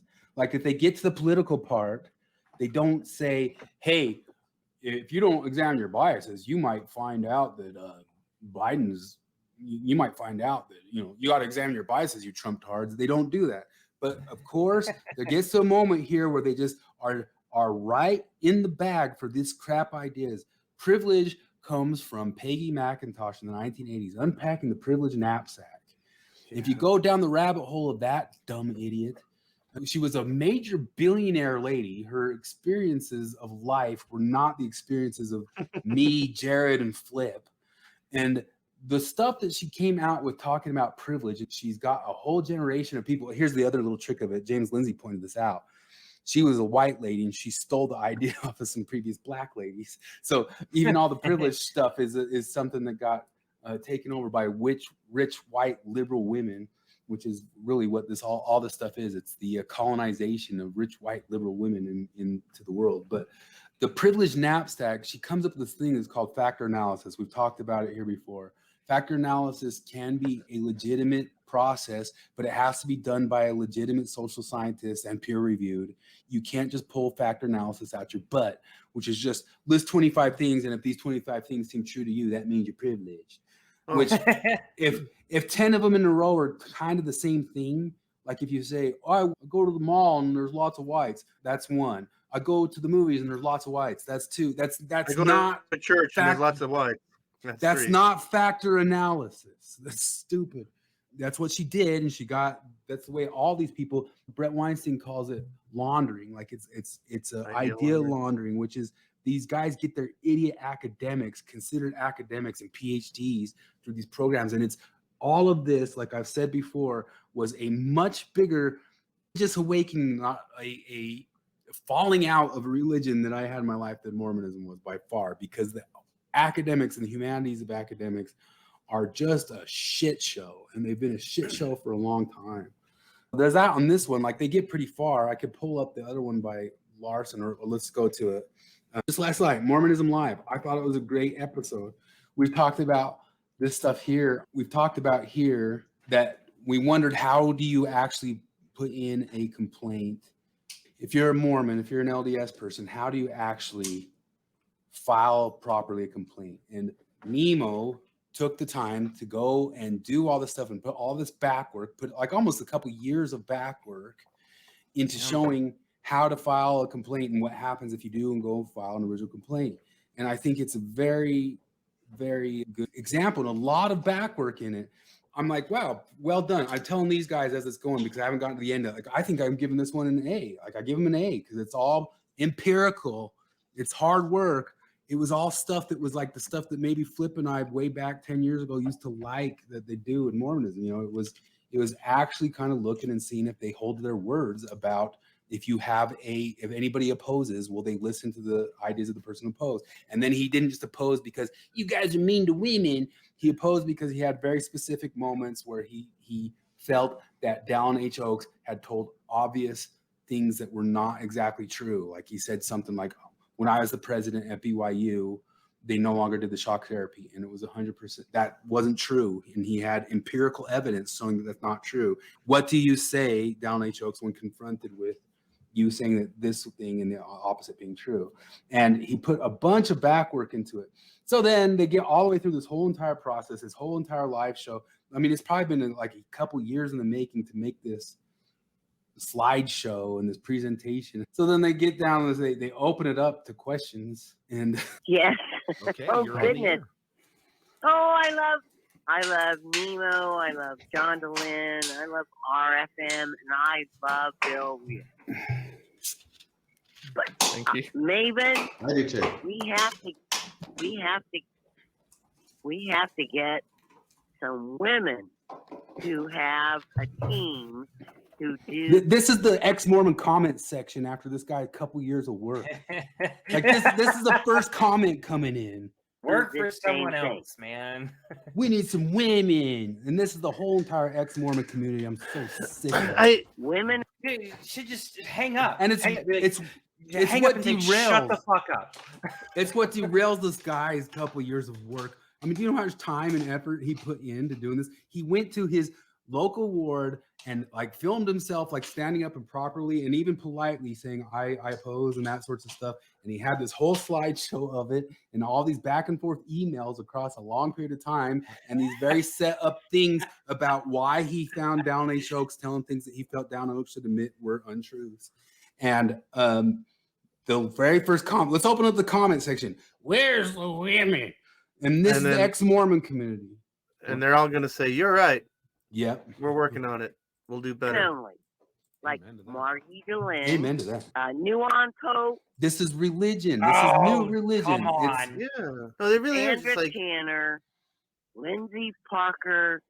Lindsay Hansen Park. There are so many. We Stopping need to them. do something that is patriarchy, didn't you know?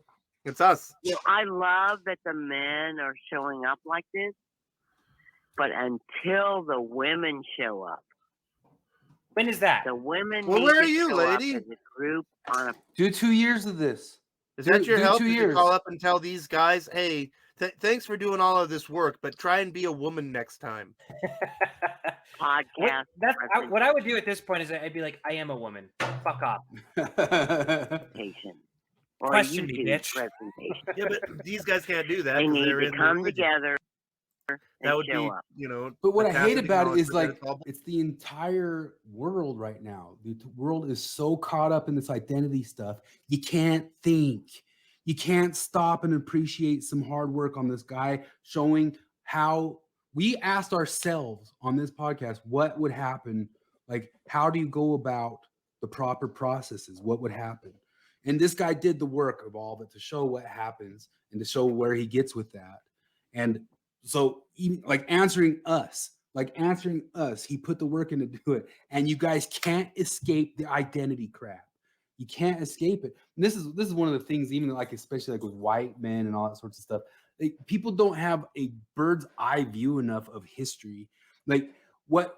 So it's been 400 years or whatever that the stuff's been happening with black people.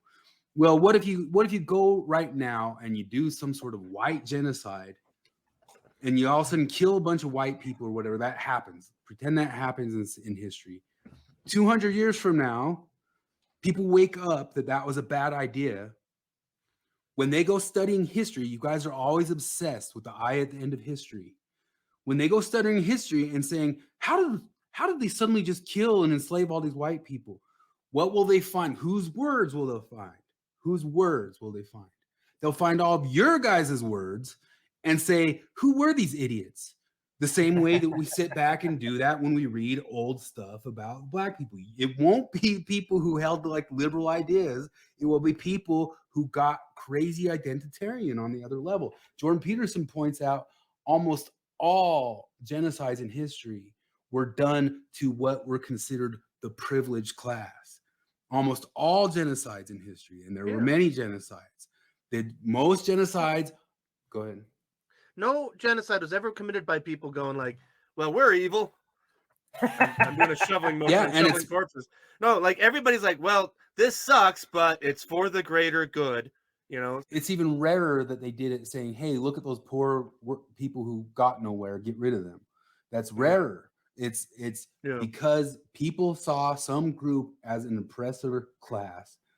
That's where genocides come from. And to be clear, it's never been true. Like, you know, like it's not true that Jews oppressed Germany. It's not true. And it's not true that, like I said earlier, it's not true that women are oppressed in America. It's not true. And you'd think that would be good news. You'd think, like, I've always brought this up a million times where I imagine, like, if I went back to Germany in 1936 and I'd be like, guys, like, we lost the war for a variety of reasons, but not one of them had to do with the Zionists stabbing us in the back. It's not true. This is awesome. Now we don't have to cast the Jews anymore. And I'm not saying at all that I think like there's groundwork laying for it, but I'm not saying tomorrow a white genocide is going to happen. What I'm saying is, if it did, whose idiot words are going to be left behind? Your idiot words. The rhetorical groundwork has all been laid. The rhetoric is all there. The pseudo academic work has been done. The institutional capture is done. all of the steps are basically in place.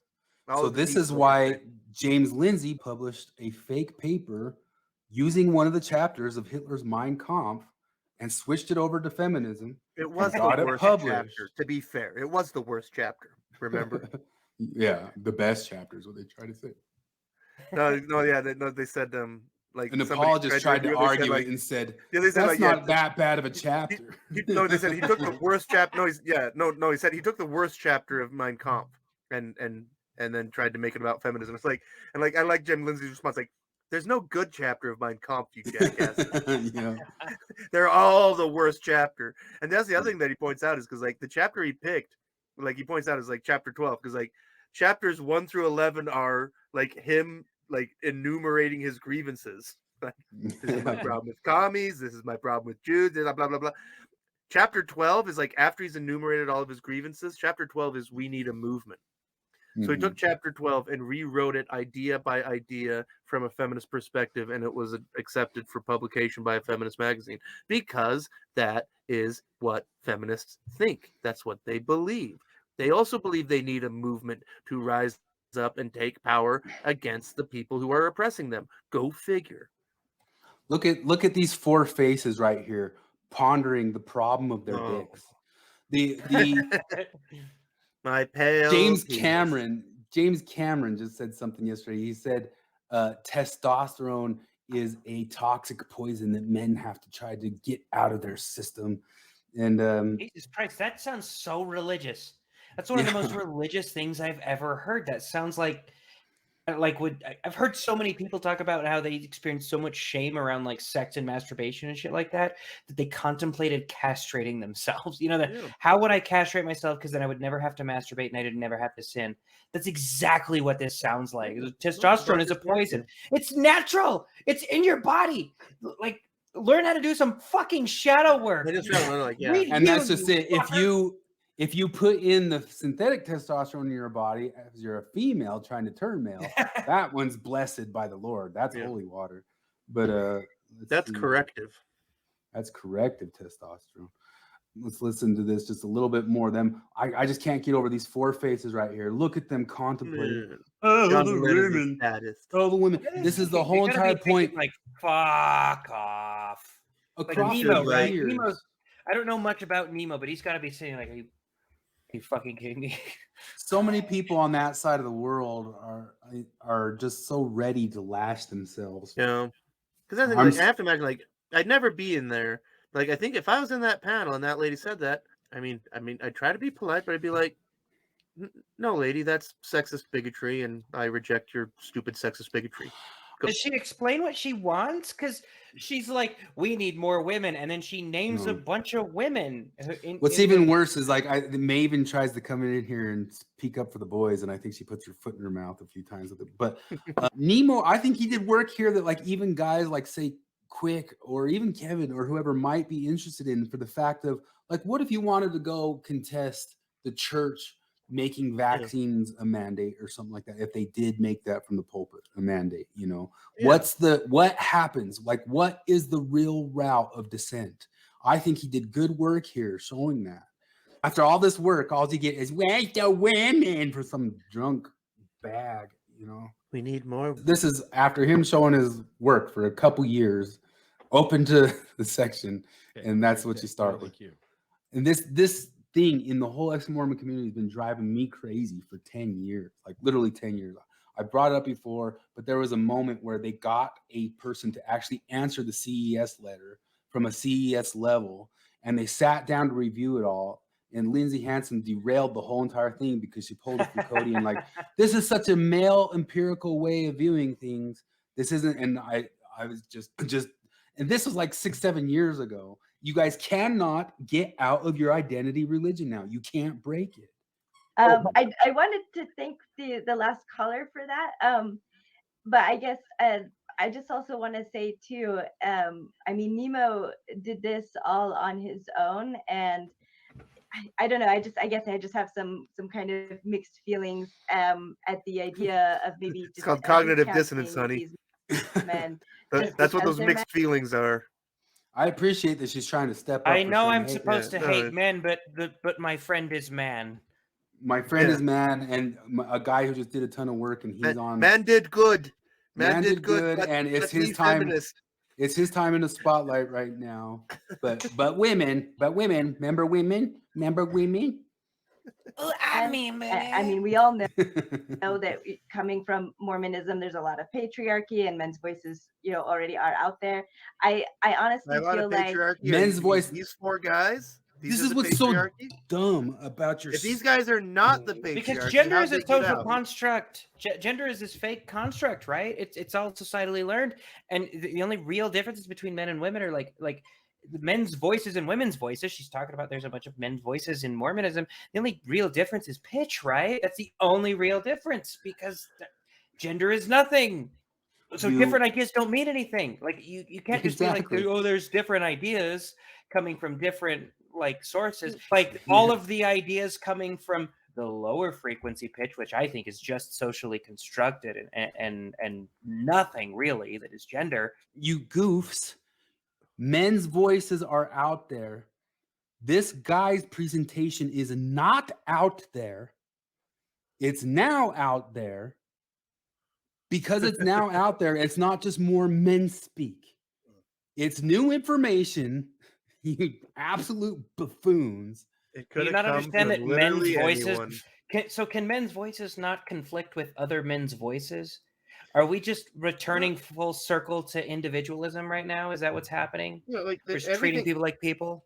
It's religion, so it's full of contradictions. Their acronym, LGBTQ. The Q and the B are in perfect opposition with each other. They have an unreconcilable difference there. Q does not acknowledge the existence of B. Well, I found out, a friend pointed out the other day, I found out that I fall under Q because my celebrity crush growing up was Elliot Page. Yeah, no, I am now and have always been gay. So gay. I fall under Q. But that's this is what makes you really messed up, though, is because you were attracted to the man she was, and not so much to the man she has become. So I gotta say the lack of boobs is a little bit. The silicone six-pack implants. I can't. No. To be fair, Elliot Page, we've been over that on it. We've been over this on this, right? Right. The abs are definitely fake, right? I like that with Josh Slocum, because he's one of these gay guys that's anti-woke gay. But he was the first podcaster I listened to after that came out, and it's just fun because he's just got that sassy gay guy thing going. He's like, oh, those are implants. No. Those are implants. Okay, just for anybody who doesn't wondering, that's fake. It's of course it's fake. Of course it's fake. And again, and it's just so many things. It's well, wait a second. Doesn't that mean that Elliot Page is contributing to toxic masculinity by reinforcing the idea that to be a man is to be big and strong and to have a six-pack like Chris Hanna does for 4 months out of every year? And the rest of the time he's balding or whatever. Yes. She's just he's just a white male now, so we can. Man, I just got kicked off of Twitter. My Twitter account's shut down. Oh, we're in such a great society. Did you ever see? That's what Jordan Peterson got kicked off of Twitter for. Was dead naming Elliot Page. Because Elliot Page is one of the greatest actors, because if you see his first appearance in media when he plays a 13-year-old Canadian girl. Are you talking? Yeah, really he's great at that. Was that his first ever? Trailer Park Boys, right? No, ironically, that's the thing, is it turns out he was one of the boys, even though he played the daughter. It's like the House of Dragon actress. Yeah, non-binary, and me non-binary. It's crazy. I feel really adept at playing female characters for whatever reason. I'm a good actor. I can play a female really well. Because we're way on a tangent here, but I worry about this kind of thing with Elliot Page, because Elliot, an ordinary person transitioning is an ordinary person transitioning. Elliot Page is a very famous person. If Elliot in a year or two comes to the conclusion that this wasn't what it was cracked up to be, is there an off-ramp? or not from the trans community. That's one of the things that Jonathan's been covering. But I mean, but even from the rest of everybody, like, that thing's like, because ironically, this is the thing I think is like, ironically, if Elliot Page came out and said, you know what, I'm detransitioning, it would be the Ben Shapiro's of the world saying, you want a job? Yeah, I'll get you a job. Yeah, that stuff could be podcast till the end of time too. Anyway, let's listen to her keep defending the males. She's coming in simping for the males. In everything that I have done with Bill and RFM and John, I've worked, with these three most personally, not as much with Nemo. But I can vouch for them. I know they have penises, but please don't. These are some of the good ones. As much as they can, as from what I've seen, to try to include women's voices. And I just want to say that I really appreciate that. And I know that I'm behind the scenes, and so there's maybe kind of some iffy feelings about that it's a little bit kind of Relief Society in the kitchen. But isn't that like her job? Like, isn't her job to be the behind the scenes person? Like, you signed up for that job, and these other four are doing their job tonight, and it's incidental whose sex is what. Well, and she's just kind of explaining that to this person, like, be like, look, that's just my job. I told them I'll be your behind the scenes person. If we signed up for their show. Yeah, she's not complaining about this, though. Sorry, go. There's this. I mean, this is one of the big lies of feminism: is this idea that that women aren't welcome invited into these spaces. Like this was one of the things go back was like, oh, women aren't welcome in video games. There's things like Magic the Gathering where it's like, no, those nerdy guys, they were always wanted women to show up, and like nerdy guys would invite girls. Hey, do you want to come play Magic cards with me? And they found out no, they don't. Turns out they're not interested. Most of them are not. And this thing, like John Larsen 10 years ago on the Mormon Expression podcast, he says, like, people have been saying, where are the women? I try to get them on. They won't come on. Like John puts out, like, all I did was put out a net and say, who wants to come on? And it was all men. That's not my fault, right? This was John 10 years ago. I'm paraphrasing for him. But this was 10 years ago where he's like, he was inviting women on. They were saying, no, I don't want to. The people who wanted to come on just happened to be men. But so there you go. Like, the women's voices aren't here because they're not there. Lindsay Park is doing other shit. Nemo is the guy who decided to do this. These four guys would roll out every red carpet in the world for any woman who wanted to join up with them in any way too. But the other thing is, I was a kid playing Magic the Gathering in card shops back in the 90s in the mall. Like, because there were a couple of girls who came around. They were not pushed out. People were very happy to be there. If anything, they got undue attention because they were girls. Oh, yeah. They got favorable trades. Like, no guy would ever jerk the girl out in a trade, Like, they don't. There's so many things like that. That's where they jump on us and say, like, well, no, see, you are sexist because you gave special treatment to the girls. Like, yes, all the young nerdy men who never got attention from women, like, yeah, they were interested in the one girl who came around and shared an interest with them. Go, those monsters, those dickheads, those patriarchal assholes. The thing is this lady. They get to the comment section. This guy's just shown us this new information. Not a lot of people have gotten to see. They even gave like a spreadsheet of what's the proper order of people to bring your links to, which to Nemo's knowledge, nobody had that spreadsheet before. It's an organizational chart of the route that you go through. And there's all this, like it's real. And then he got interaction and discussion with Dallin Oaks, all that sorts of stuff. And the very first question is, where's the women? And they've had this discussion 4 billion times. 4 billion times they've had that discussion. Yeah. Where are the women? They're welcome to come on anytime. I've said this before, and I do just want to reiterate. I really do like my job behind the scenes. And at the end of the day, like Bill and RFM started this show. This is their show.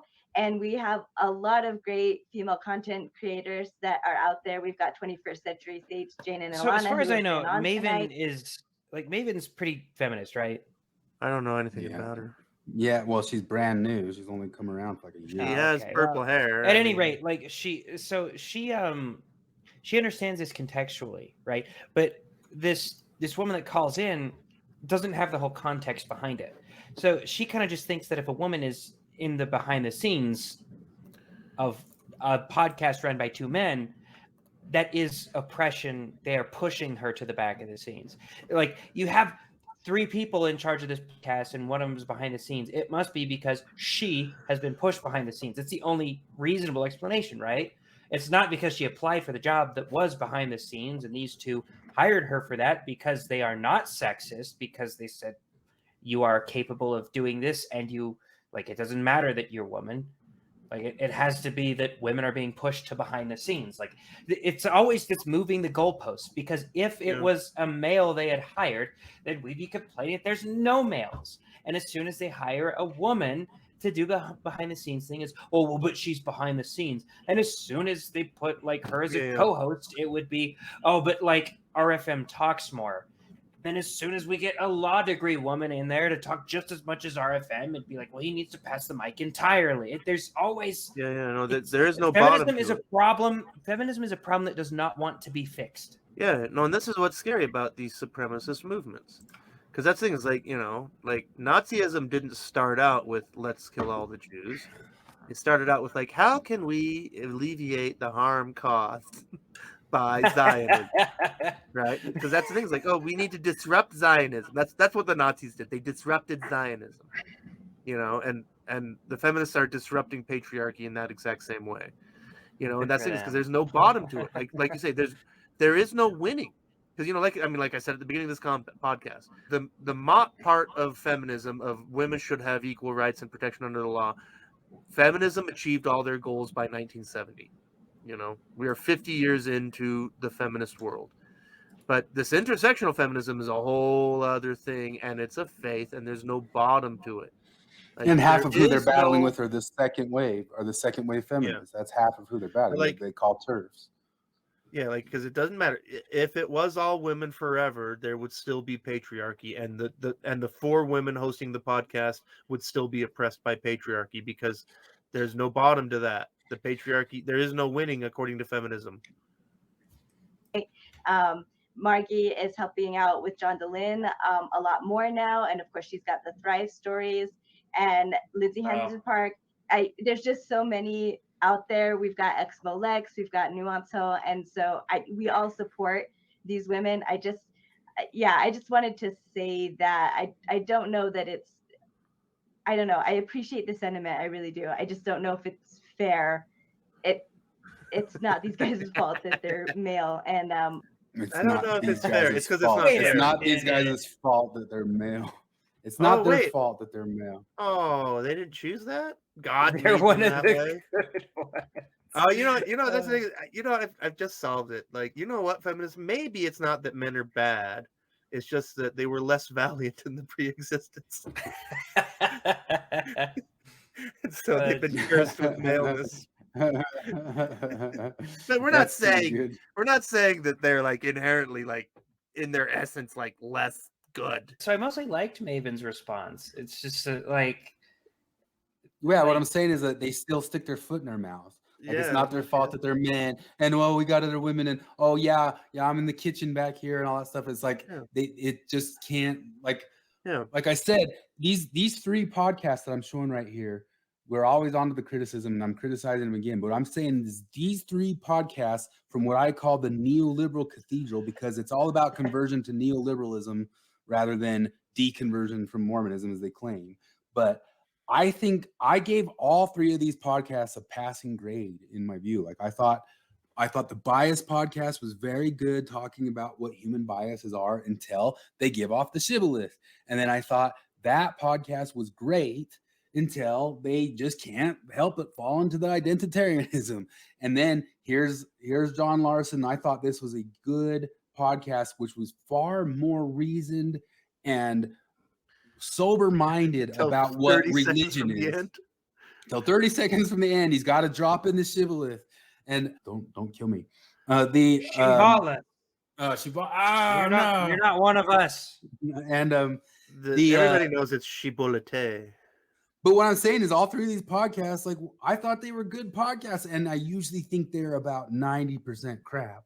And I thought these three were pretty good, and they still can't help. Like, I'm like, you're there, you made it, you got 30 seconds. 30 seconds, and go. Thanks for asking the right questions. I'm glad that there's more people approaching this from different ways. You know, we've had enough of old white guys telling us what to believe, you know. Okay, you have 30 seconds left. What is cults to consciousness? Oh man, he really did only have 30 seconds left. Holy shit. I'm not joking. He had 30 seconds. Cults to cult. That's so funny.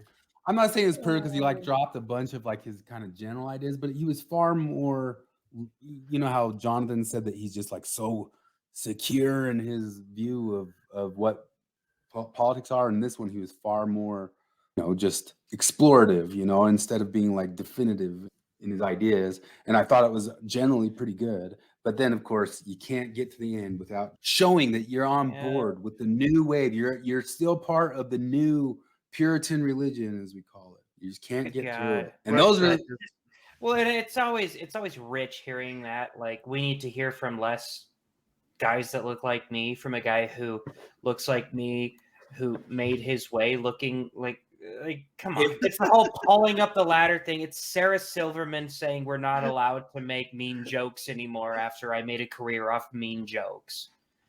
Yeah. Yeah. There was a guy sitting around going like looking at their NBA basketball time, like, we need more white people.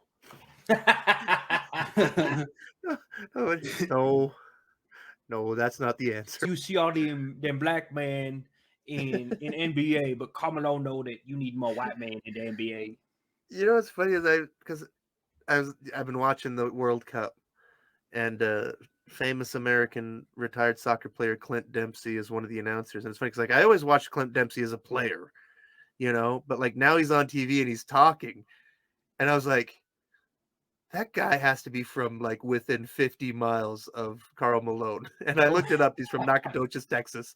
And it's like total East Texas. Malone is, you know, from the Bayou. And it's like, it's just funny to me because, like, yeah, because like Karl Malone, black basketball player from my childhood, and Clint Dempsey, white soccer player from now, talk exactly the same way. They have to sound the same. If we had somebody cut off when John Larsen was calling for last week, like, we'd have enough white men. If we cut that off last week, then we cut off Nemo's presentation this week. Yeah. You saved the day, John Larsen. That's the logical end to your dumb bullshit.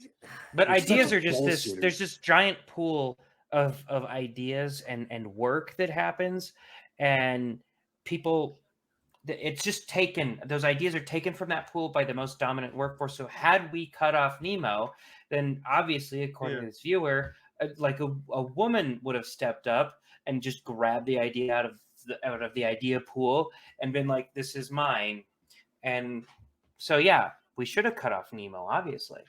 I just think it's funny because, like, I mean, and it exposes, like, because these people, God damn, I got so many thoughts. But when John Larsen, like, accuses us of being like, oh, the enlightened centrists, like, well, no, we don't claim the Enlightenment. Like, frankly, you guys claim the Enlightenment. And yet these stupid, weird, superstitious ideas about race and ethnicity persist. And I think about, like, you know, the classic episode of MASH where, you know, they're treating a racist and he needs a blood transfusion, and the only person available with the right blood type is a black guy, you know, and the racist is concerned because he thinks that, like, that the blackness sticks to the blood somehow, right? And of course, you know, and like, you should watch the episode. It's great because the joke is like they you know, they use boot polish to basically put him in blackface. That episode is canceled now, and to make him think that, oh, the black guy's blood turned you black, you know, and then he learns the important lesson that, like, no, ethnicity or your skin color doesn't stick to stuff like that, not even something biological like your blood. And yet John Larsen seems to believe that whiteness somehow sticks to an idea. Yeah. That It's crap. Yeah. It's juvenile. And somehow people have gotten to buy it because it comes out of academia. There's such a thing of, like, people kind of believing it's this, I don't know if it's like an upper class or trying to pretend to be the upper class. Rob Henderson calls them luxury beliefs, that you live in this world where you can have these dumb beliefs because you're just kind of showing off, like a shibboleth. You're showing off to people that this is just you showing that you get it and that you're part of the thing. But I cannot believe that we have all these people who've come around to accepting that this just crap identitarianism, which isn't smart, it's the dumbest shit ever, so is what basic. makes you an academic. It's what makes you a smart sounding, super cool person nowadays. And I cannot believe they turned the world back into that. And but the thing, like, it seems to be like built into people, like, because I think about, I forget who was it that did it, but brought up from time to time. It used to come up in the old atheism talk all the time. But there's some guy who, like, does like social psychology and who do these demonstrations, you know, these, you know, in an audience. Doesn't and he'd like have caffeine like a just sweater or make- a jacket, and he'd say, like, you know, ask for volunteers, like, hey, come here, come down here and put on this jacket. You look like it would fit you. Put on this jacket, and have people wear the jacket and do, you know, keep talking about stuff. And there'd be a reveal that, like, oh, by the way, this jacket was owned by Jeffrey Dahmer.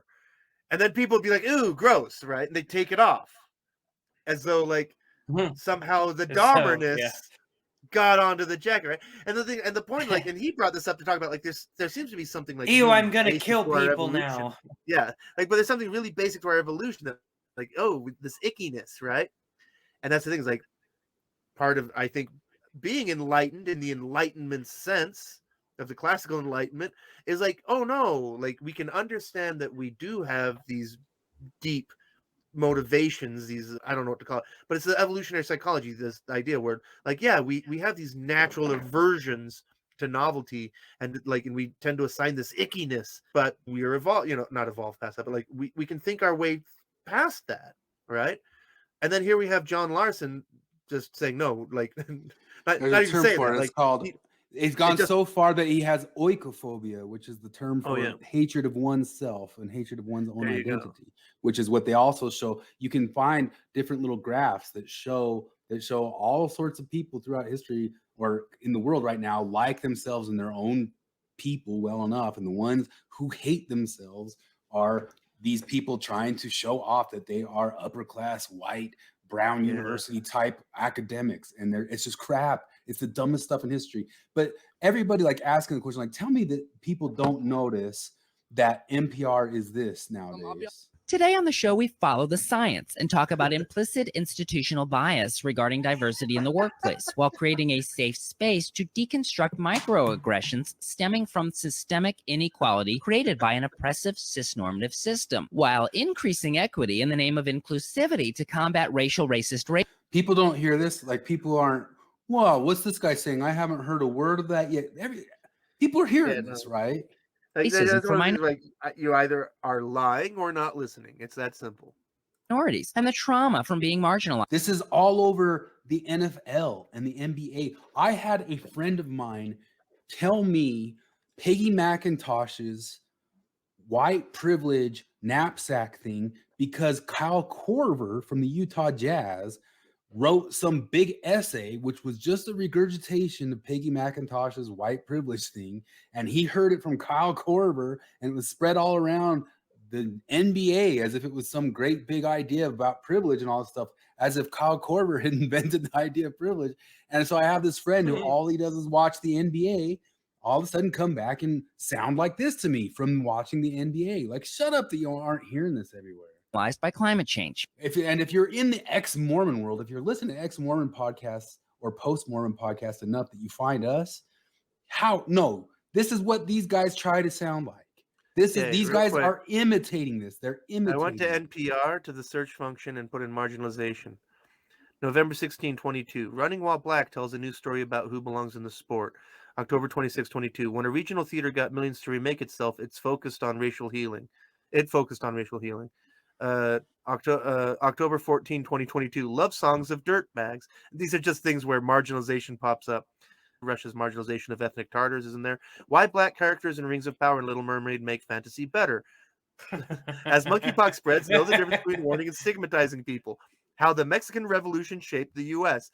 Tampa Bay Rays players' decision not to wear pride jerseys stirs up fans. 40 years ago, the Falkland Malvinas War transformed Latin rock. God damn it!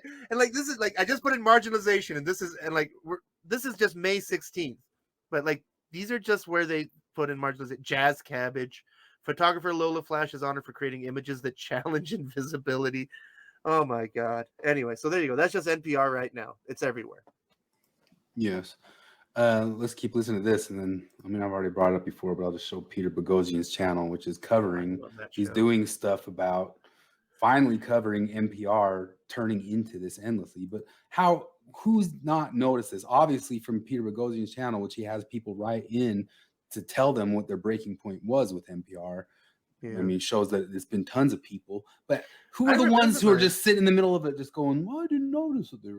Come on. We interview the leader of BLM, a POC, about AOC fighting for CRT. We cover how the LGBTQs are crippled by toxic masculinity. We then shame you for having white privilege, because if you're white, you're privileged, regardless of if you're mentally ill, dying of a horrible disease, or been raped a bunch. We then talk about Trump for 30 minutes, pretending like we hate him, but clearly want him elected again because we can no longer pay our rent with tote bags. We then reveal another 75 new gender identities, and finally we ask, should Guy Fieri be canceled for culturally appropriating lesbians? It's currently 79 degrees in Central Park. The time is 4:53 p.m. But time was invented by the patriarchy, so you can make up whatever time you'd like. We'll be right back. Yeah, that's pretty right. great. But I mean, where are you living that you're not hearing this? Like, yeah, no, that's one of those things where, like, I mean, I run into so much gaslighting of that kind. I mean, like, well, I mean, I'm trying to think. There's so many examples with feminism where people are like, oh, who says that? Like, what are you talking about? It's been around since we were kids. No. This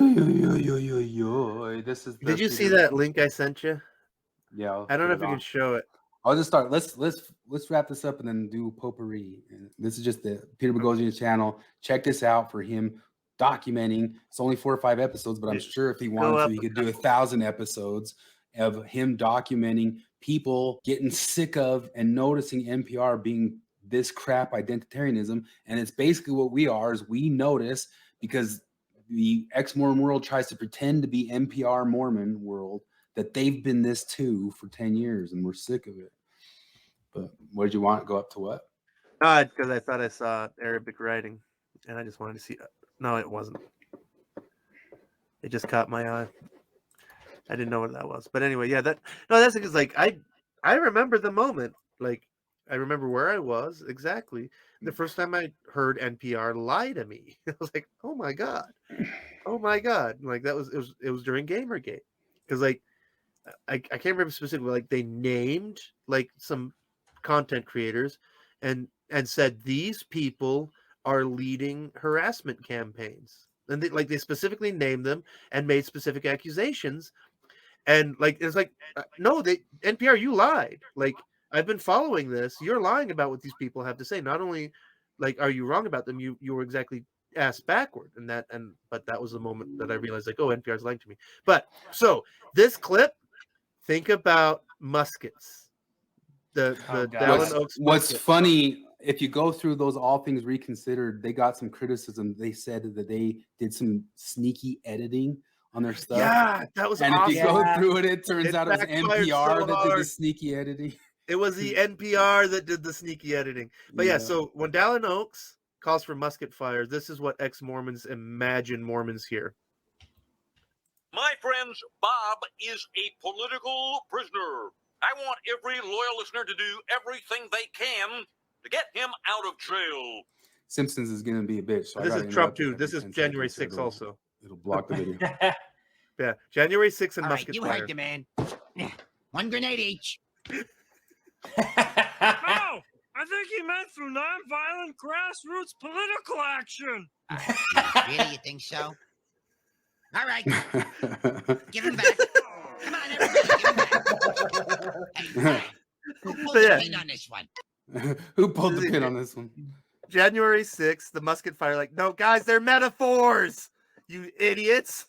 No, he said fight for your country. He meant kill gay people. Yeah, exactly. Like, protect your religion, murder gays. Like, no. Oh my God. I just watched that the other day and it just makes me laugh because that was 25 years ago, almost 30 years ago. And like January 6th, like that's what they imagine. Like, that's literally what they imagine, is that all Republicans are Moes. And when Trump says, fight for your rights, they're like, well, I better get my grenade box out. Or when Dallin Oaks says, get out the muskets. Like, oh, they must mean it. Like, no, it's a metaphor, you doinks. Oh, sex is fake. Yes, we all know that gender roles are fake, but do not say to a trans person, biologically male, born female, male-bodied. No, no, no, no, no. There is no biological criteria for gender that is both universal and a binary in human beings. Where does that leave us? This is pseudo intellectual bullcrap. Yeah.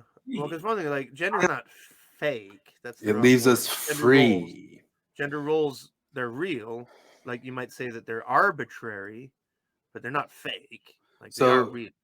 whose name pops up when you hear the end of this, Jared? Bosh. No, Beings. this is Rio? Where does that leave us? Free. Oh, free. That's Foucault. Honestly, philosophy too. That is Foucault, Yeah, yeah.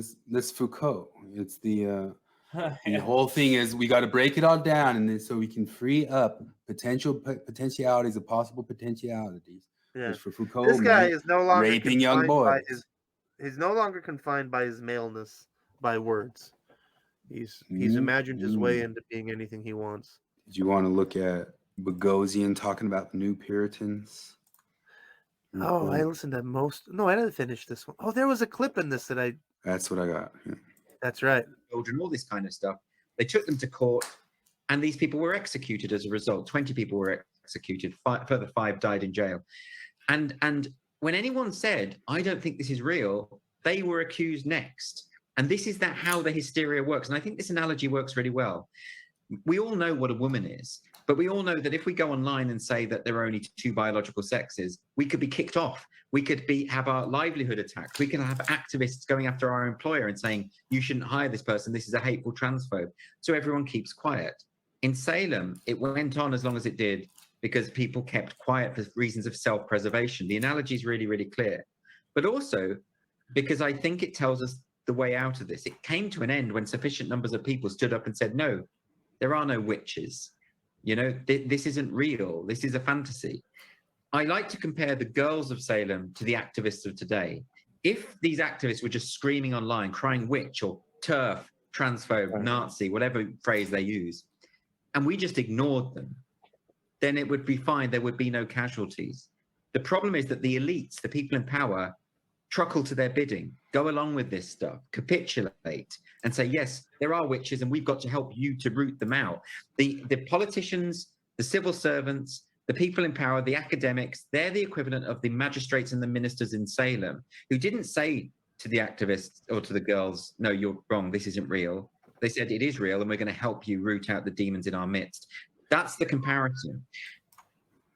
There you go, Sam. You are the inquisitor at the witch trial. Sam says, "Oh, I would have been on." No, you are the one that is pointing the finger and saying there's the witch, and we're the ones who are saying, "No, there are no witches." Jared was right. The crusty Mormons were right about you, Sam. Look at this. They covered this a little bit on Lotus Eaters, but they're trying to suddenly, at the anniversary of like 20 or 25 years of everyone is white. Nearly. I love it. I love that nearly everyone I love that. Hold on, we got to read what it is because people might just be listening. Love Actually is bad. The movie is bad because on the news they're covering it. They're describing it why it's bad. Nearly everyone is white.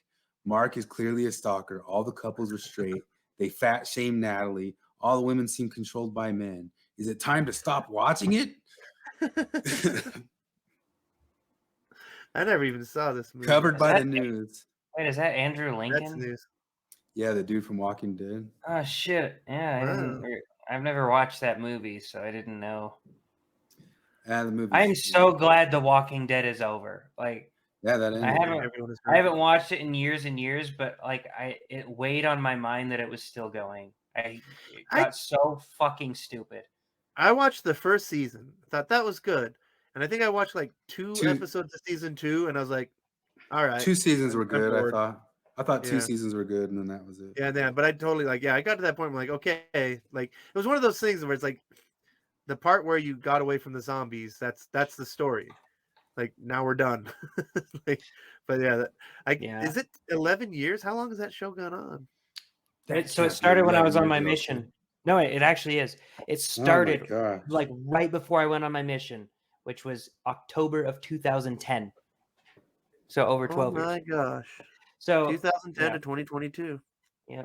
So it's funny that the Sam thing, you bring that up. I was going to bring this up, but I muted myself on accident. I got in an argument in her comment section today with this guy who was trying to explain to me that, like, because I made the joke to Sam, like, no, you would definitely be against the witch burnings, right? Like, that's definitely what you would be. And she's just like, yep. And everybody in her comment section is like, yep, she would be against the witches because she's a feminist. Don't you get it? And one of the guys was like, you would be proud Hitler Youth. And I said, I really hope that I wouldn't. And he was like, that's surprising. It was like, you think it's surprising that I really wish that I, at that moment, would have the courage to stand up against evil? Like, I don't know if I would. I don't know what would have happened to me. I really hope that I would have been that type of person. Chances are I wouldn't. And he's like, well, you would have liked Hitler. You guys shared political views. It's like, what political views from that little blurb do I share with Hitler?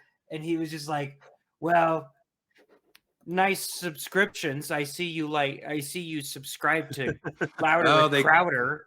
They and I was like, I was like, yeah, I also subscribe to Vosh, you fucking weirdo. Like, what? I subscribe to a lot of shit. Alrighty. Yeah, that's about it. Ain't got nothing else. That way I'll get to bed at a decent time.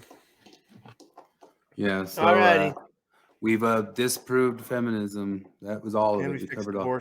Now there's a billion, million and one things that we could cover on that and just keep going. But this is, I mean, I guess it also kind of describes why we pick on the people we pick on.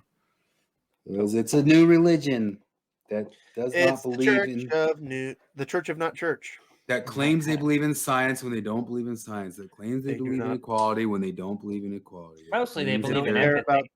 Yeah, exactly. That claims they won't burn witches when they burn witches. They love their hate. They justify their hatred. Like every other bigot in history, they say, like, no, the people I'm bigoted against deserve it.